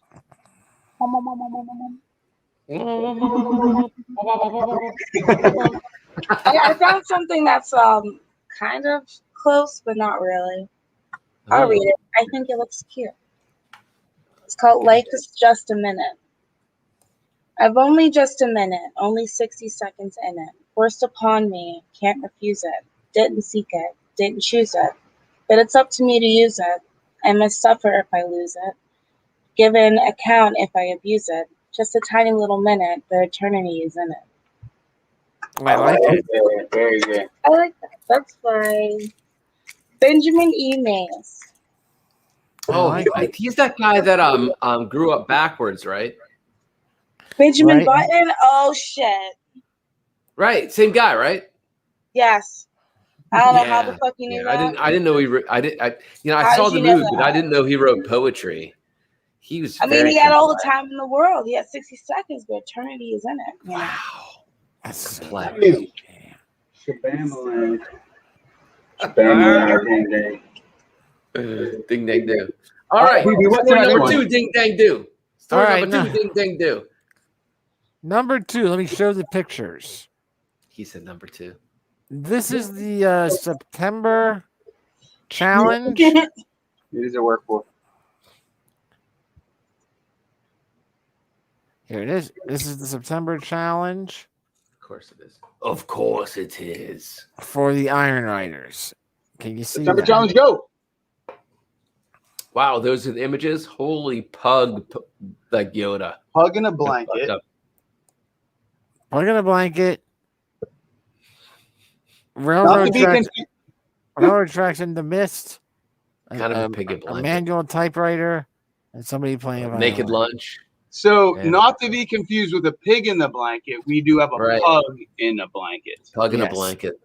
That's right. You know what a pug in a blanket is? It's a pig in a blanket with bacon. Boom. Ooh. Delicious. Yeah, nobody's ever done that before. How's nobody ever done that before? I don't know. They're But missing there's out the on image. All right, opportunities. it's gonna happen next year at Ethnic Festival. Plug in a blanket. Yeah, Plug in haluki a with blanket. bacon. Ooh. Yes. There Yep. it is. Haluki Okay. with bacon in it. Right. Pug in a All right. blanket. So the September challenge based on these 4 pictures. Okay. Let's hear it. Wrote a story called A Job Offer. A job offer. Okay. Yes. Jarb. Well, here it goes. I'm muting my mic.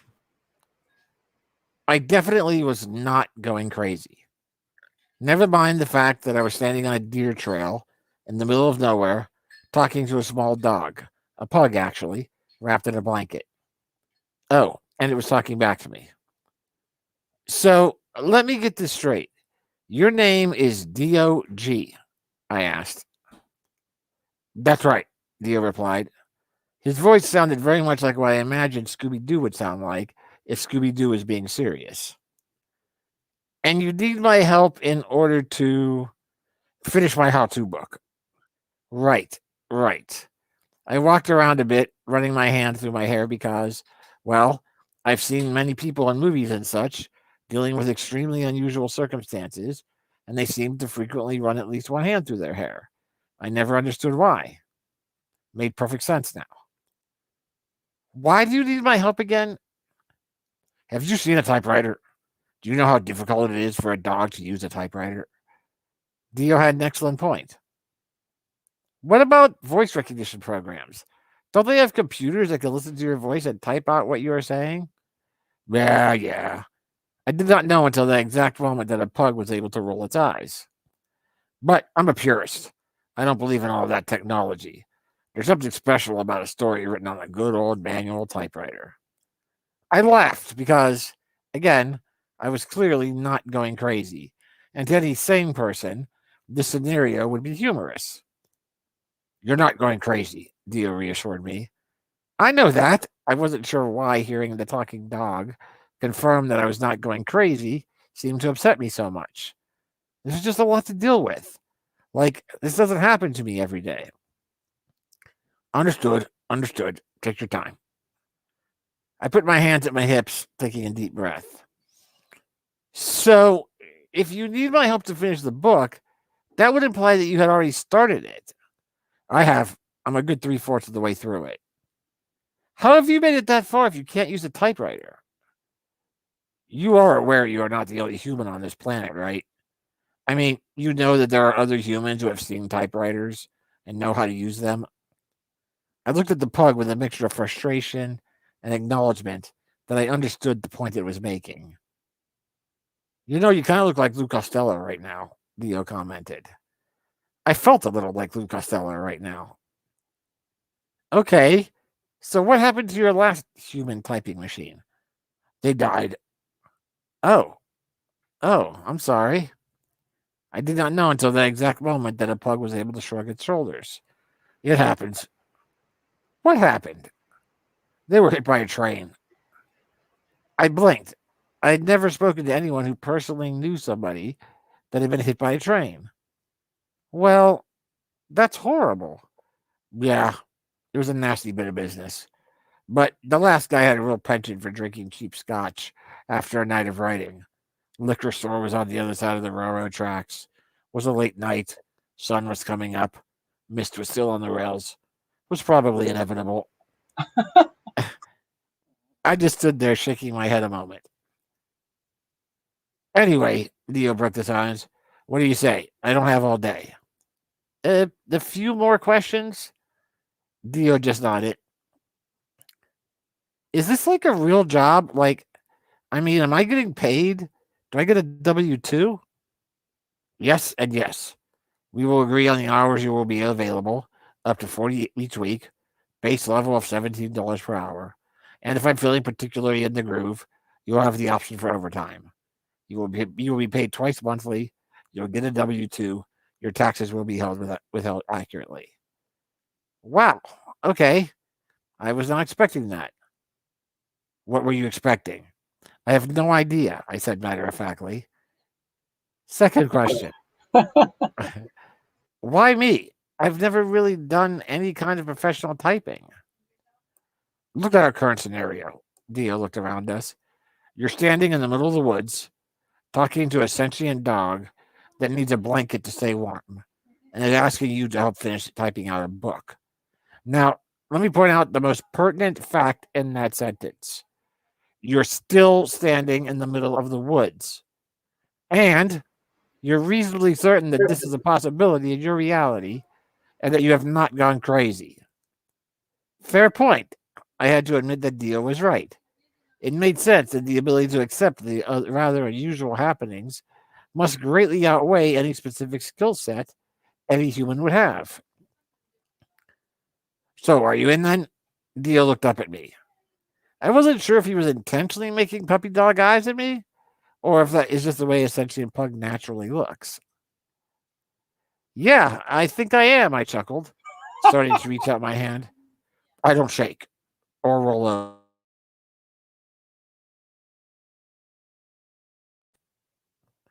Am I still here? Uh-oh. I think I dropped. I'm back? Yeah, you're back. You're back. Okay. I won't shake or roll over is where you left off. Would you get the fair point? No, just I won't shake or roll over. Oh, okay, yeah. I got you. All right. Yeah, I think I am, I chuckled, starting to reach out my hand. I don't shake or roll over. Oh, right. Okay. Of course not. I kid, Dio lifted his paw. I speak. Of course I shake and roll over. I laughed, bending over and shaking on the agreement. Okay, then. So, when do I start? Tomorrow night, if you're available. I am. What kind of how-to book is it that you're writing, anyway? How to play the violin like a master. I had no idea if Dio was serious or not, but I was now certain that I knew exactly how Lou Costello felt. Yeah, that's awesome. That was so good, dude. That was fucking the shit. That was brilliant. Man. I loved it. Did not expect hats off to any you. of that. Hats off. That was comedy. That was right. That was straightforward. Like very a lot of straight man dealing with the and that is the epitome of Lou. Right, Costello. Well, you can totally you can see Lou just doing that. Have it in the Costello. It's like black and white television, but they were like out of vaudeville. So Princess Leia asked a legitimate question. Sure. Who is Lou Costello? And I said, from Abbott and Costello, they were kind of a black and white television product of vaudeville. Vaudeville, and right.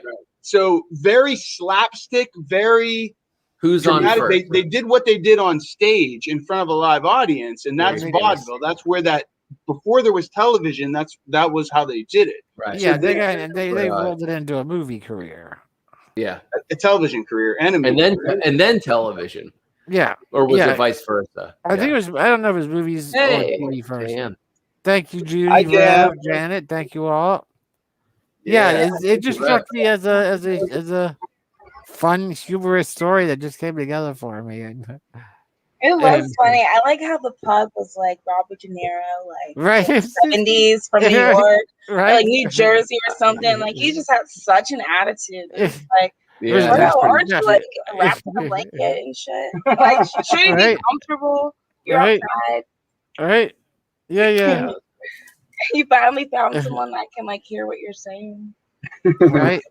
So, what was funny is I gotta say this is that I was so with the fact of the matter that this human being was having his own kind of naked lunch experience, you know, of like, oh, this is happening, that it kind of negated the beginning of the story. How did he get into that scenario again? We don't know. It just starts with him self-acknowledging, I was not going crazy. So we good. Yeah. Good. That's what I thought. I felt like I was thrust into this scenario that I had to now go along with and decipher at the same time. It's like, what am I missing? Which puts you in the exact same scenario as your main character of wait a second, what exactly am I missing?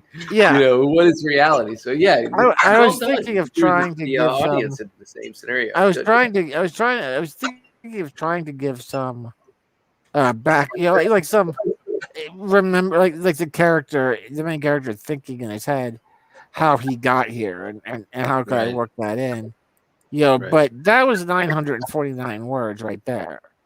You know, so I only had 51 words leeway, and there was just one other thing, you know. Yeah. And so I thought, no, I think it works better just dump him right into the scenario, pick it up with this guy having a momentary self-conscious thing of okay, I'm not going crazy. Never mind the fact that I'm in the middle of a deer trail in the middle of the woods. Talking to a pug actually, wrapped in a blanket. Oh, and the dog is talking back to me. Yeah, the shoulders thing was funny too, by the way. Yeah, the shoulders and the rolling of the eyes. Just, I had no idea until that moment that a pug could roll his eyes. Yeah, so that's my little fantasy comedy entry for the September contest. And it must be on the right trail, dudes. It has to be on the right trail since you referenced Scooby-Doo. Yeah. That's right. Synchronicity. Man. And the other thing that's great is that even though she didn't understand a lot of the references. Yeah, who Lou Costello was, Right. It didn't matter. She still enjoyed the story and still followed it and still enjoyed it. Yeah. Got it. Understood it. Got it. You gotta watch the Lou Costello because Lou Costello is fucking hilarious. The lads actually love Lou Costello, Abbott Costello. They've studied. They're who's on third base. Yeah. Woo. Well, who's on first? I don't know who's on third. Yeah, they've gotten out books on the topic actually. Like the kids have it was a year and a half ago, 2 years ago. It was also referenced in the movie Purple Rain. There's a bit that he does. Right. All right, so it's Jerome Benton and Morris Day from Morris Day and the Time, and they do a bit that's very much around the baseball that Prince wrote because Prince was a huge fan of Abbott and Costello, and that baseball skit. Who's on first? I don't know. Third base. But he switched it and said, "All right, we got to have a code word. I want to know if I'm on stage or wherever I'm at, when this little honey that I want to mac on walks in the club, you need to find me. But you need to be slick about it. So come over me and you say what?" And he goes, "Okay, got it." Okay, and he goes, "You got what?" He goes, "Exactly." And he goes, "What's the code word?" And he goes, "What is the code word?" He's like, "That's what I'm asking you. What is the code word?" That's what I just told you. It's what? He goes, what is what? That is the code word. He goes, man, get it right. Yeah. That's a summary. It's played out even better. It's written out better, but it's very much of a who's on third. You know, it's like that wordplay was genius. Yeah. And it's back gone 100 years. It's been Goes quoted back 100 years. Yeah, it's inspired comedians for 100 years. And now for the last. And now for an eerie interlude. I was just gonna say that is 5,000 big room bucks. I was just gonna say 10,000. 10,000. I'll give it away here, maybe, but I was just about to say Abbott and Costello are still hilarious today. They are one rung down from the Marx Brothers. I was just thinking the Marx Brothers. The Marx Brothers. The Marx Brothers were intellect. They were making movies in the fucking. They were making movies in the fucking 1930s, 90 years ago. It became boom. That you watch it now. Robert Johnson was recorded 1 year earlier. Robert Johnson. Yeah. He was recorded 1 year earlier. The birth of blues. 1929. Blues music. That's amazing. Then boom. The Marx and Brothers. there are still elements that they did in their movies that are one hilarious and somehow original. It could be viewed as a bit cutting edge. Like, what are they doing? How are they? They were geniuses. Yeah, the Marx Brothers. Yeah. But now for the last. All right. Wait. What's this? I need to figure out what I'm drinking. So you gotta wait. I gotta replenish. Okay, I thought you do. I gotta get it. I gotta acquire it. There's the destination. I gotta go. I gotta get There's things involved with this. He's going on his hero's journey to recover and reclaim. Nice. Man, dude, that I love this. Great stories so far, BB. You know, I'm not a huge fan of the horror genre, but you write so well, and that the comedy is just. Man, I think you really found a wheelhouse on that one.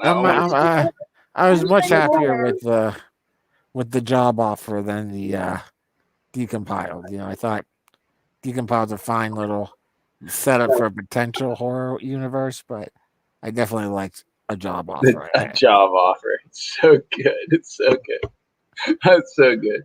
And you know, they say in art, you know, when even in music production, which is my preferred genre of expression, when you have these certain elements, even though they're limited, it challenges you to be creative with what you have.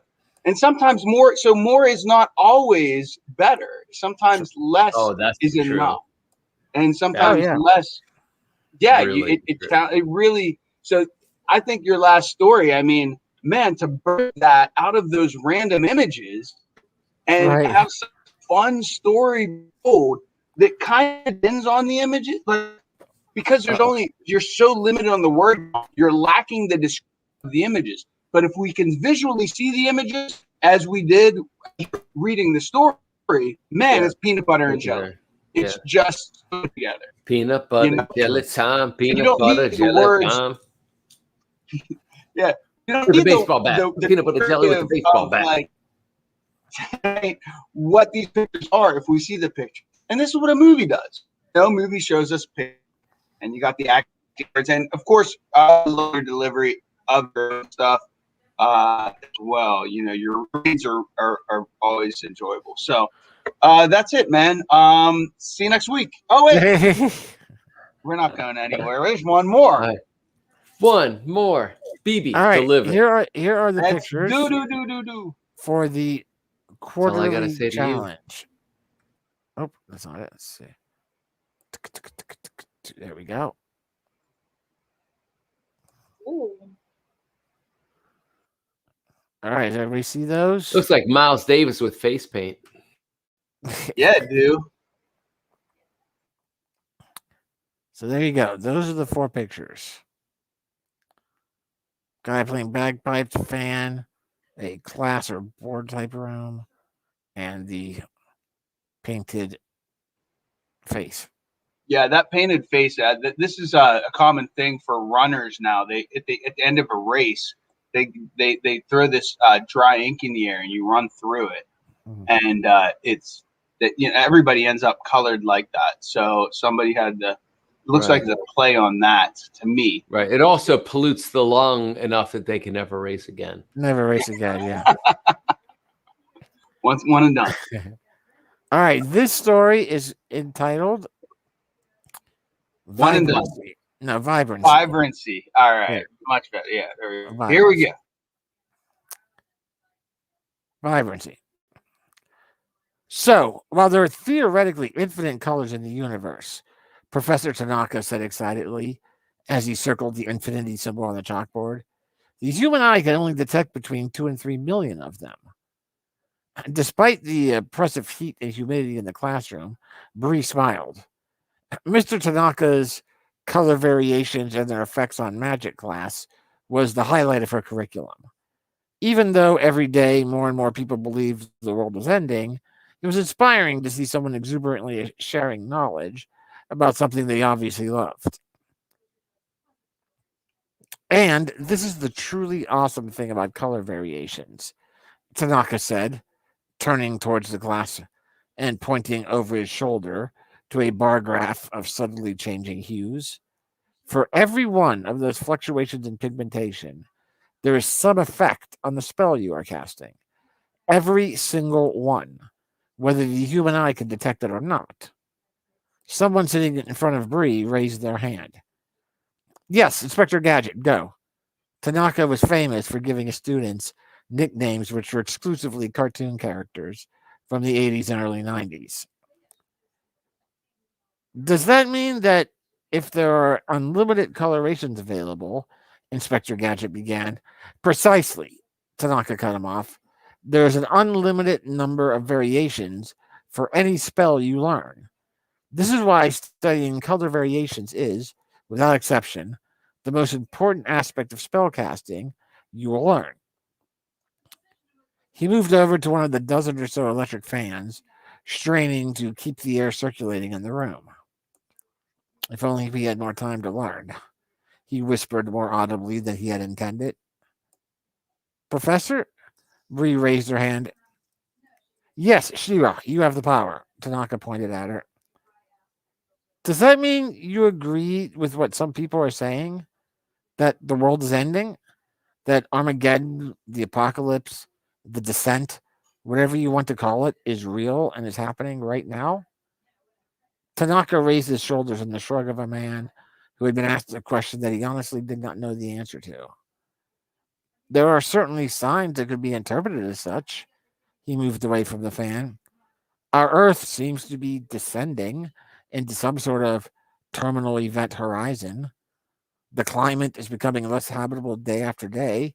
Forget about year after year. The minds of more humans are becoming closed to not just reality, but possibility itself. And a mind that is not open to possibilities exists in a reality without hope. So then you think there is no hope? Bree asked after a momentary silence. I didn't say that, Tanaka smiled. Did I say that? Did you hear me say that, Lionel? The professor pointed at someone further back in the room. No, I don't think so, a voice hesitantly answered. Despite the significance of the conversation, the room was unable to refrain from laughter. No, the professor clapped his hands together. I did not. For you see, my mind is open to possibilities. Indeed, it is filled with them. Some people see the universe as a dark, cold place inexorably decaying. But I see it filled with a shimmering vibrancy, breathing color and life into the planets, the stars. Just then, the brief squeal of the PA system activating interrupted the conversation as a deep underlying bass sound was broadcast. It was quickly joined by the unmistakable high-pitched skirl of bagpipes. The students looked about nervously as Tanaka glanced up at the speakers. It's the perimeter alarm, he said. Shira, follow me. Everyone else, back report to your dormitories. Scene break. What is it, Professor? Bree asked as they ran into the courtyard. You tell me. Tanaka held open a small bag of very fine colored sand. Bree quickly dipped both of her hands into the sand, immediately placing each of her forefingers along the sides of her nose, wrapping her thumbs around her chin, while the rest of her fingers lay against her face and head. She looked into the sky through the veil of multicolored sand that floated up from her hands. What do you see? Tanaka asked. A presence, a consciousness. It hungers. Hungers for what? Everything. Tanaka nodded. Okay, listen. What I was just talking about in the classroom. This is it. This thing that is coming. It is the entropy, the decay of the universe. Like so many humans today, it doesn't believe in other possibilities. It can't see the vibrant reality that is all around it. We need to make it see. How the hell do we do that? Bree yelled as people ran all around them. Tanaka smoothly cast a wide arc of glittering sand above them. Close your eyes. Make a wish. Count to 3. Suddenly, there was no sound other than the impossibly calm tone of the professor's voice. Feel the sand floating around us, each grain reflecting 1,000 versions of its own unique color from the sunlight, painting 1,000 different realities within our minds. See the vibrancy of 1,000,000 universes, giving life to a countless single consciousness. Breathe all of it in. Live it. Bree could feel it growing within her. Laughter, sorrow, tears, joy, possibility. Tanaka whispered, now, show him. Bree opened her eyes, and it seemed like the fabric of existence imploded around her into absolute darkness for just a moment before exploding like an atom bomb. Bree was certain she could see infinite colors. As the colors faded and her eyes returned to a mere 2 or 3 million variations, Bree realized that she was not sure where she was any longer. But there was a figure silently sitting before her. What are you? She whispered. I am the end, it spoke softly. I have always been the end. Then why am I still here, talking to you? The figure looked up at her. Sharp cobalt blue eyes, the only feature visible from its otherwise dark silhouette. It exhaled, and a single word became Bree's entire reality. Possibility. The end. Holy moly, moly, moly, holy, holy, holy moly. That is my favorite story of yours, by the way. So that was awesome. Just because that just aligns with everything that the monk is. I absolutely love Tanaka. You got the Tanaka, and you have the power. There's so many great She-Ra. There's so many great references in there. Like as far as like pop cars, there's a lot of Thundercats references. Yeah. But there's then all of a sudden you realize they're in a realm of manifestors. This is the realm of magic or manifestation. Yeah. Those who are a complete alignment that the world is mental, right on, universe is mind. Which is the first Hermetic principle.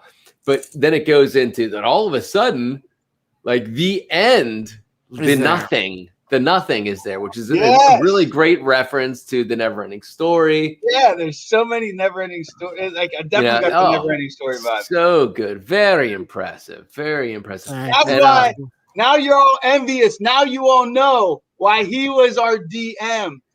He was our game master, the dungeon master.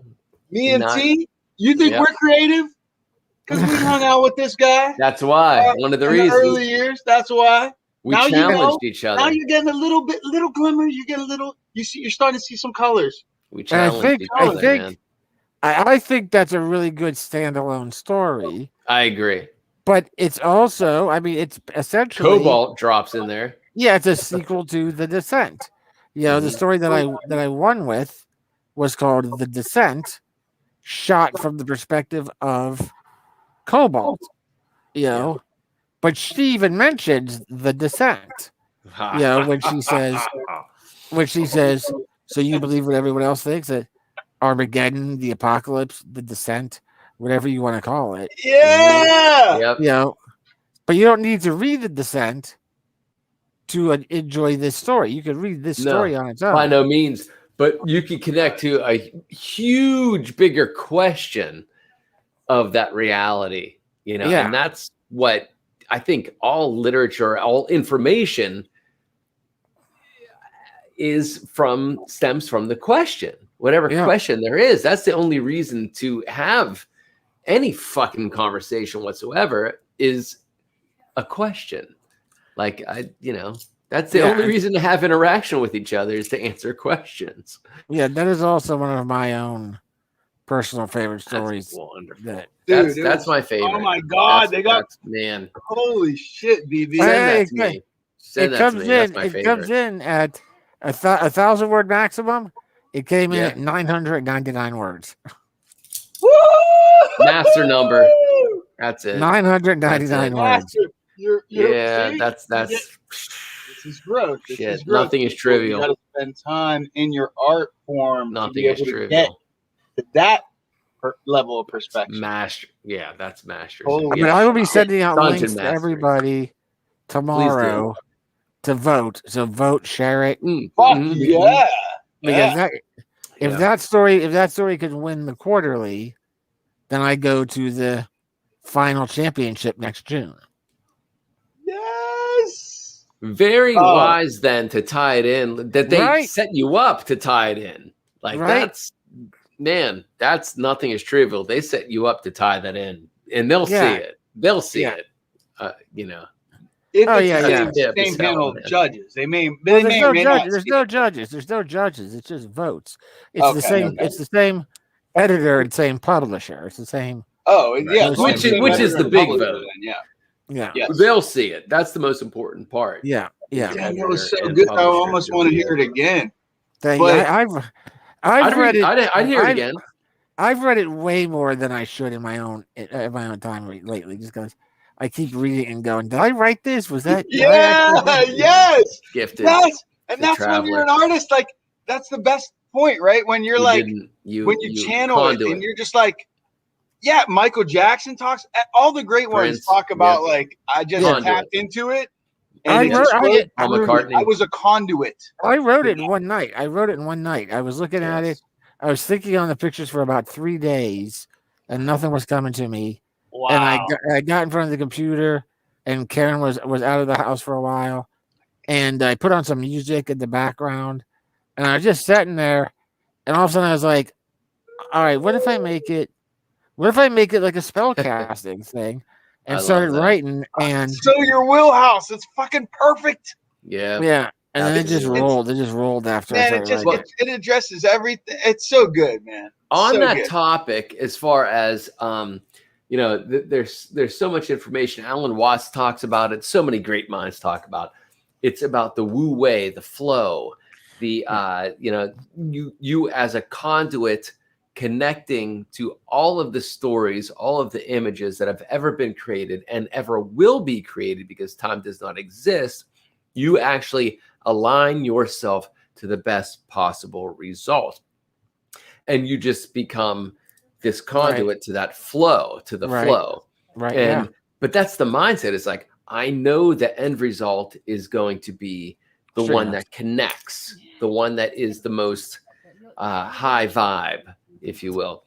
And I have a show coming up, and for the last 2 years, I've been opening I started taking on the human figure again in painting, and I've always referred to these faces as travelers. Well, first they were gods and goddesses, and then after a little bit, I started referring to them as travelers. So next month, I have a show coming up, and they asked the title of the show, and all these paintings that I thought, I've always said, well, they don't exist until I meet them. They are travelers to me. Good. Again, like you just said, like connecting to something that does not exist and making you become a conduit to this thing. So the show, I think at this point will be Travelers, and it's snapshots and passports. Oh yeah, I like it. Yeah, because the paintings are very portraiture or like you would use in your passport, and some are very candid. So that's the snapshots. But anyway, all information comes to you. The artist is a conduit to it, and you just it already exists in its perfected form that connects to the masses. You just birth it in a way. Okay, who's going to read the digital rev? The digital rev must go onto charge mode. 5% battery remains. The digital rev has a message from the real rev. Yeah. Good evening, my brothers and sisters in the big room. My travels are longer than I first anticipated. And this in itself has taught me the valuable lesson that the hand's movement on the clock of Father Time cannot and must not be anticipated. Anyhow, yes. Hope digital rev is taking care of things. Be gentle with him. He is not quite fully calibrated yet. More to come. There's more to come. The rev fucking rocks. Damn. I hear you. And by the way, it's what, 6 hours? 6 hour difference? Right? Yeah. For the UK, is it 5 or 6? We love you, Rev. Man, we love you, Rev. I think it's 6. Great I think stuff. it's like the Netherlands. So yeah, like he's working at 5 a.m. Yeah. At this point. Yeah, 4 or 5 he's a.m. awesome. Man, that fucking dude rocks. But yeah, there were several parts I really loved. Wait a minute. In that story. That's good stuff. Yeah, that's my favorite, BB. Send it to me, man. Okay, yeah, unfortunately. It's about everything that I study. I love it. Absolutely love it. I really liked whenever when he thought when Tanaka is talking to her after the great I thought great Willy Wonka quote. Yeah. That was the other thing. Right. I thought it was going to end on that too. It's so beautiful. Yeah, like there were so many moments where I felt like there's so much delivered. I was like, is that the end of 1,000 words? Yeah. And there was more. And I was like, yes, there's more. Yeah, there's more. Exactly. But I love when Tanaka says, count to 3. Tanaka. Yeah. I love when What Tanaka is Tanaka from? Why don't I? You're Street Fighter, isn't it Street Fighter? No, I know what you're saying, but actually, I just took Tanaka because that it for some reason it does remind me of Street Fighter. Yeah. Yeah. I chose it because a Run DMC song played on my Alexa when I was trying to think of something to write. Okay. Yeah. And it was the Christmas song. Yeah, it was December Christmas in Holland. Christmas in Hollis. That time of the year, yeah. And and whatever. And 8 Reindeer, that song, Yeah. You know the song I'm talking about, right? From Ba, ba, ba, ba. There's the ba ba ba da da. Yeah, and then it was December 24th, the time of the year. Hollis, Christmas in Hollis. Christmas in Hollis. Yeah, Hollis Queen. But anyway, that song came on because I just had random play on, and that song is featured. And that song is featured at the opening of the movie Die Hard. And oh my god! What? And the boss, the boss that gets shot is Tanaka. No shit. Oh. Yeah. What was the boss's name in Street Fighter? There were no, not the boss. What was one of the fighters? There was a Tanaka. There was Baraka. There was Baraka. Not Tanaka. Yes. Baraka. All right, you played Baraka a lot. Okay, continued. So Rev continues. He is not quite fully calibrated yet. Huh. Kind of like me. Anyhow, I will be on my way, but I have some surprises I have collected on my way in my quest for enlightenment, and I will be sure to share chapters from the book according to Rev. Go forth and preach not just the good word, but your good word, and only you alone know what your good word is. Keep on rocking in the relative world. Damn, I love that guy. Brother Rev, thank you for your words of wisdom. Stay safe out there. Keep yourself as healthy as possible in mind and body. And we will be here waiting for you when the real Rev has the time again. That's awesome. Oh, so good cool. times in the big room. That's pretty fucking cool. And that seems to be the end of our show. So Go Thank off you, and fuck everybody. yourselves. Good night, and we'll talk We'll see you next week. We'll talk to you again some other day. Much love. Enlighten yourselves. God damn it.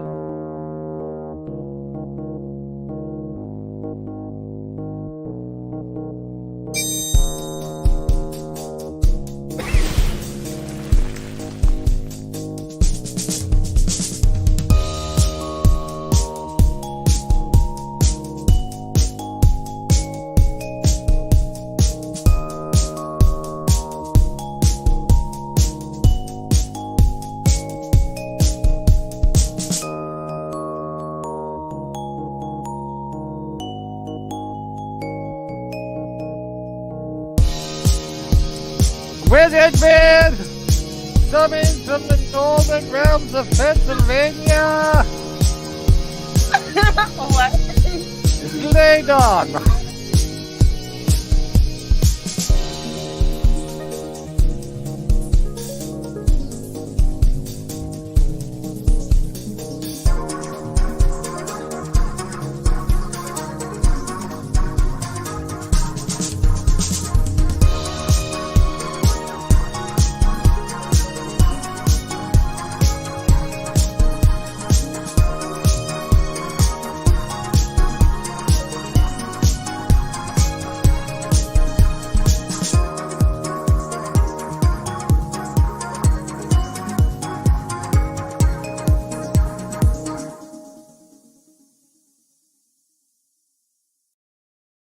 Lovely. That's very nice.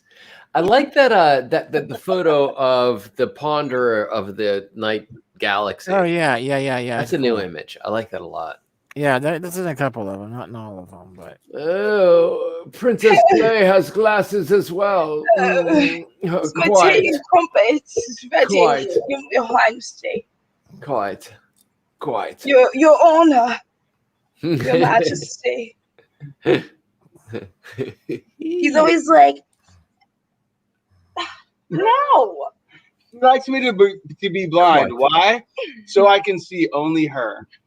Ah, there it is. Poetic also, brutality. it's so funny.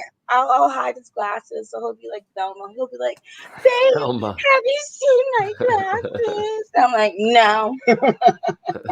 Look for yourself.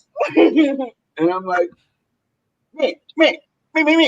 Oh, what do we got here?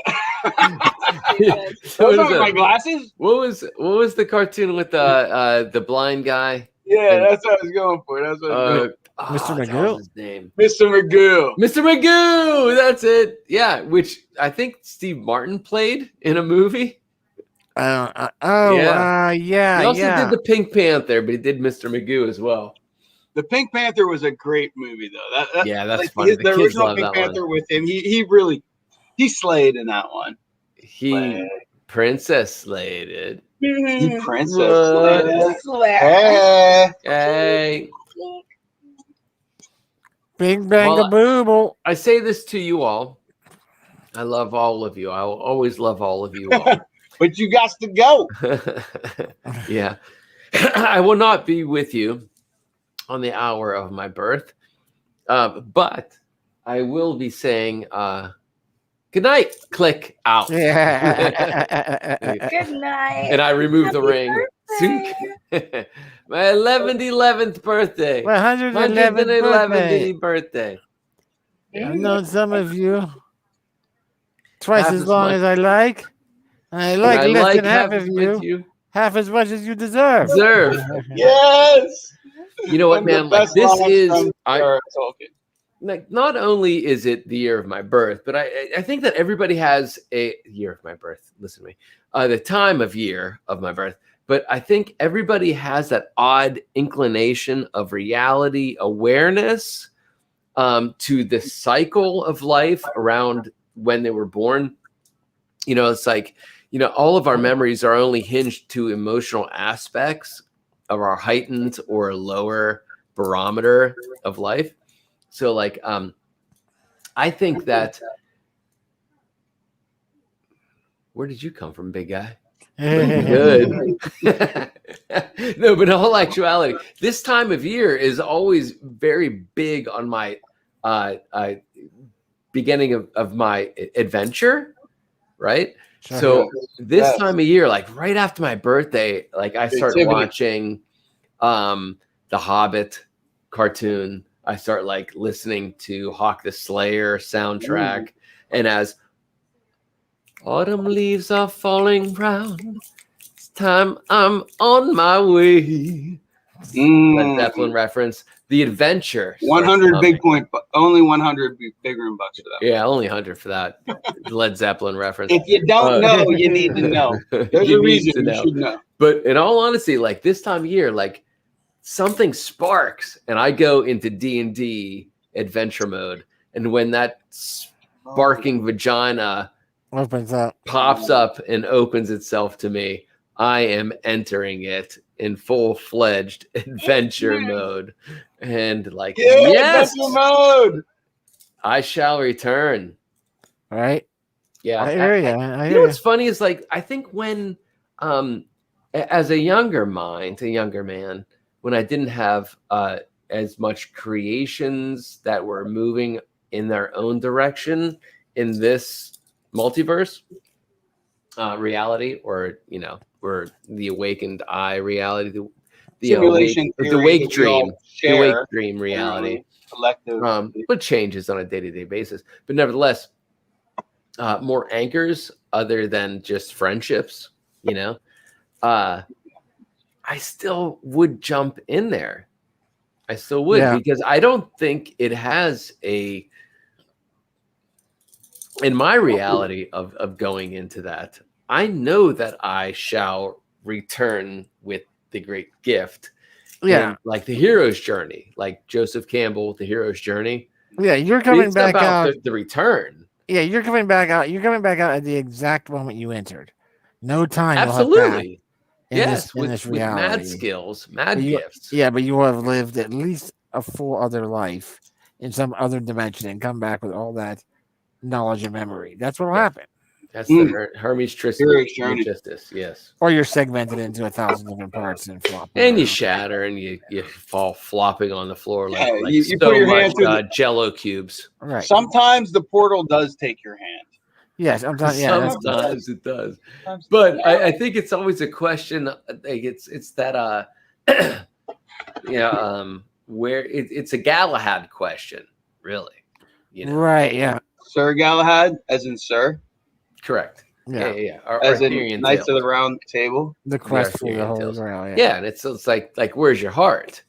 You know, and it's the last question. You know, there's I was just listening to something about with that post death scenarios, whatever the fuck it's called, but when the entity of light, depending on religion base information you are only acquired to accept, the images that you are sold, asks you the question after you realize that you are more than this physical world. They told you. Right. Unlikely. But you could only accept the language that you were sold. So or programs. Samesies. The question is, you know, how's your feeling about all this? You good with it? You know, did you do good, or do you have a lot of like, you know, are you gonna go to hell? Are you gonna go to fiery and place? hell is just like making a bunch of wrong decisions. So therefore hell is like when I ask you, how'd you do? And you're like, you know, I could have done better. Hell. Because you had the option to do your best. Or how'd you do? You know what? There was that one time I wish I hell back again. Whammy. You know, whammy. I want the gold goose. Don't care how. I want it now. Bad egg. Wonk wonk. Willy Wonka. Back to Willy Wonka. But the point of it all is, and I think this is something that the big room taught me, BB and Terry, is that your honesty. You were there. Yes, of course. Yes, you taught me many other lessons in contrast, but nevertheless, preparing myself on how to black and out. you're welcome. And you're welcome. Contrast is the key. When asked the question, who's answering? Hey, take that home with you and ponder it. Who's answering the question? Is it all of the voices that gave you warning of their own personal experience, or are you answering from the entity that has been observing your now moments? Well stated. Yeah, I mean, once enter the vagina, and I'm out. spark the vagina, go. It's been since sometime following my back surgery, sometime following that, my entire core purpose in life has been, I don't want to end up with a what if I had the big what if X, whatever it is.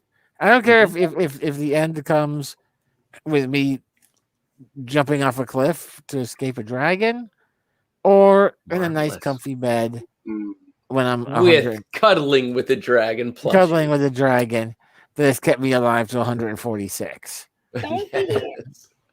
Yeah, whichever one it is. Like Locket. I'm not going to have what if I had in my mind. Right. That's not going to be it. Yeah, fuck that. That's the definite way of getting back into the cycle. Yeah. So, the negative what if. One of the things I want to, absolutely, 100%. And I think that resonates with all of us and should resonate with everybody out there, is it's worse to have that what if moment. So step forward, step through that portal, step through the portal and experience it. Because every moment in your life is a portal. The portal is a door. Correct. The door of awareness. The doors. Right. The doors open, and here's the question. Here's what it comes down to: are you prepared? Do you feel confident to step through? So do your homework, do your preparedness, do your preparation, follow your bliss. Yes. Because when you do these things, when the door opens, you are prepared to step through, and you're confident that you will conquer whatever is on the other side. Or if not conquer it, you will experience it and you will die blissfully. So there's that. But I want to speak one moment on programming. When I said programming, there's this relevance of simulation theory, which I've had many experiences. And I didn't even, I could have told you guys stories this episode of our past weekend. You wouldn't. She's like, no, you wouldn't believe it. I was privileged to a lot of the stories that Ad Hoc and Slay, that world that they went into is pretty wonderful, like pretty fantastic. Simulation day. We had Friday was simulation theory day. Like it began and ended ridiculously, but we're still here together, and that was a testament to the tests. I guess we're always tested, and we're always choosing our multidimensional reality. Like every choice you make changes your future. So the fact that we're all together in the big room to this day, pretty fucked up. It's pretty and amazing and beautifully. And that our consciousness is all have been in such alignment that we've been able to go off on our separate journeys, experience what we have, and still come back and tell these stories in this room. And it's what we encourage you to do. And we will not judge you. Come tell your stories with us. We tell our stories with you. You tell our stories with us. This is what we do. Yeah. And words become things. Thoughts become things. Thoughts become words. Words become things. And programming are the words that you don't give yourself. So if you're not putting your own thoughts in here, somebody else will. Millions of other people that want to program here. So be conscious of your reality. Choose your environments, because when you choose your environment, you choose your likelihood of possibilities. That's right. And you get to select that D20, people. That's right. You always get to roll that D20. You rolled a D20. Choose your environment. That determines your possibilities. Twist your roll, plan. roll a perfectly round D20. Just like that. You know what a D20 sounds like? Sounds like that. That's a Prince reference. A whole ass orgasm. I feel so. I'm about to apply to college again. God damn! I just feel so motivated. This is an exceptional episode of the Big Room. I really feel was. Truth. We definitely jizzed together, and by jizz I mean we like synchronized. Yes. That's what I mean when I say that. We yes indeed. We organize our orgasms. Yeah. I think we synchronized. We had a mind baby tonight. There was a mind baby that was born. There was a lot of mind sex. At least 3 mind babies. There's idea sex. By the way, I want to give the shout out. There's a YouTube channel that has not been getting enough notoriety. It's called Idea Sex with 2 X's. And it's wonderful. She's been doing it for well over a year now. I like that title. And it hasn't caught on yet, but it's all of these topics that we discuss. Idea sex. I love it. Brilliant. She's brilliant. She's fun. She's a nerd. She's wonderful. She's beautiful and wonderful. And she's a seeker of knowledge. Idea sex. Please go do that. And that's what we're doing here tonight. What that is idea sex is it's 2 minds coming together to make sure that something is birthed from that moment. You got to conceive. Right. To conceive a new idea, you birth 2 things that could be 2 polarities have to come together to conceive a new idea. Deep diving. I have not been deep diving. I deep dive outside of that good ass prana, baby. This is normal diving for the monk. Yeah. She's asking me, I think, about there's somebody called on YouTube. Ralph Smart. He's excellent.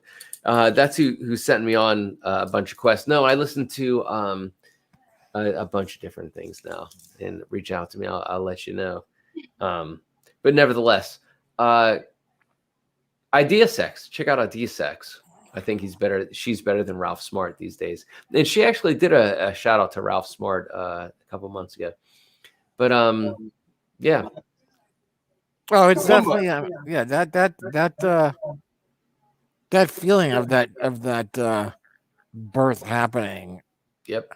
We've all had that with each other and just with other souls. But when it happens, it's definitely a moment where you're just like you look up and fucking 5-6 hours have flown by and you're like, what the fuck? That's a shift. Yeah. Yeah. You're in the zone. You're in the now.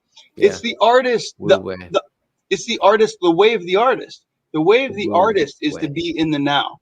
And the now is the zone. We hear sports figures talk about, I was in the zone. Michael Jordan talks about, how he's just able to pump those, just hit those baskets over and over. But and anybody in sports always talks about is like the moment you think like, am I in the zone? If you think that thought, oh yeah, you're out. You're out of the zone. Yeah. So it's about flow. It's about and truly being in the moment. Yes, not thinking about the future, not thinking about an inkling of the past, not a millisecond, not even milliseconds. It's that precise. Jazz That's music. The now. And the great artists tap into it. And when they come out the other side, it's like a surfer going through the tunnel of a wave and coming out and just being like, I just survived that. New reality. And there's only one way you can experience it. It's by going through it. You can't watch it on video. You got to go through yourself. Find that moment for yourself, viewers. It's there for you. It's there for you. There it is. Birth yourself every moment. Spread it open. Every moment is a giant sparking vagina asking you to enter it. Yeah. Every moment, every idea. Press yourself against it and just think of like what it is that you want to manifest. Just slowly press against it until the walls part and you get to enter and And you manifest. Go as deep as you can, as deep as you can. Just in Explore enlightenment. it all. Explore it all. Yes, indeed. And then come I back love out. you, brothers. I love you, brothers. All Oh, right. So good You in the know big what room. to do. You know. You You know. You know. You know what to do. Well, I will see all of you on the other side of this year. Happy birthday, the monk. Yes, indeed. Happy birthday, Monk. Wonderful. Happy birthday. Thank See you. you I feel soon. the most me I've ever felt. Awesome. Hope to see We you are- Saturday. It's true. I've been feeling like I've been manifesting everything else in the world that has been, I thought, in the past controlling me.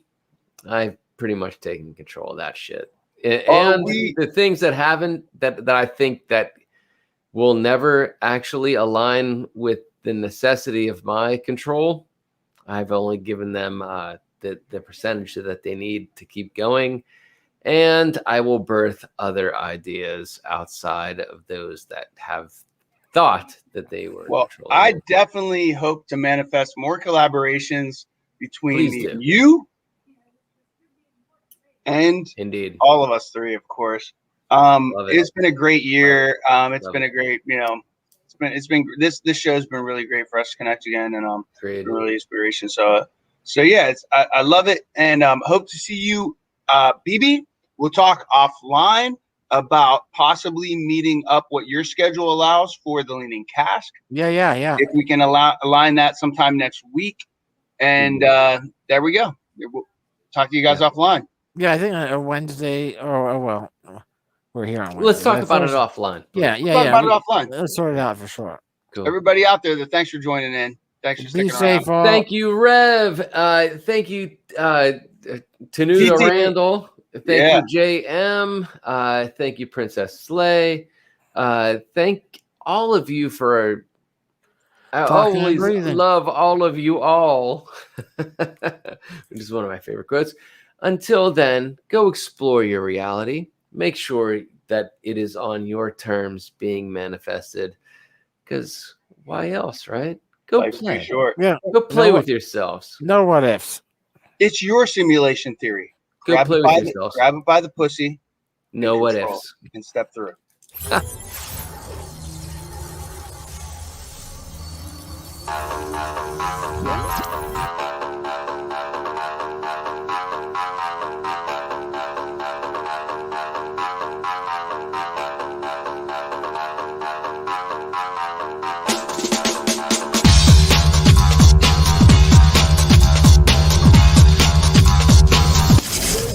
I'm scarred for life, but I'm set for life, and I'm set for life, but I'm scarred for life, and I'm coming at you. I'm fucking crazy. I'm fucking psycho, fucking insane.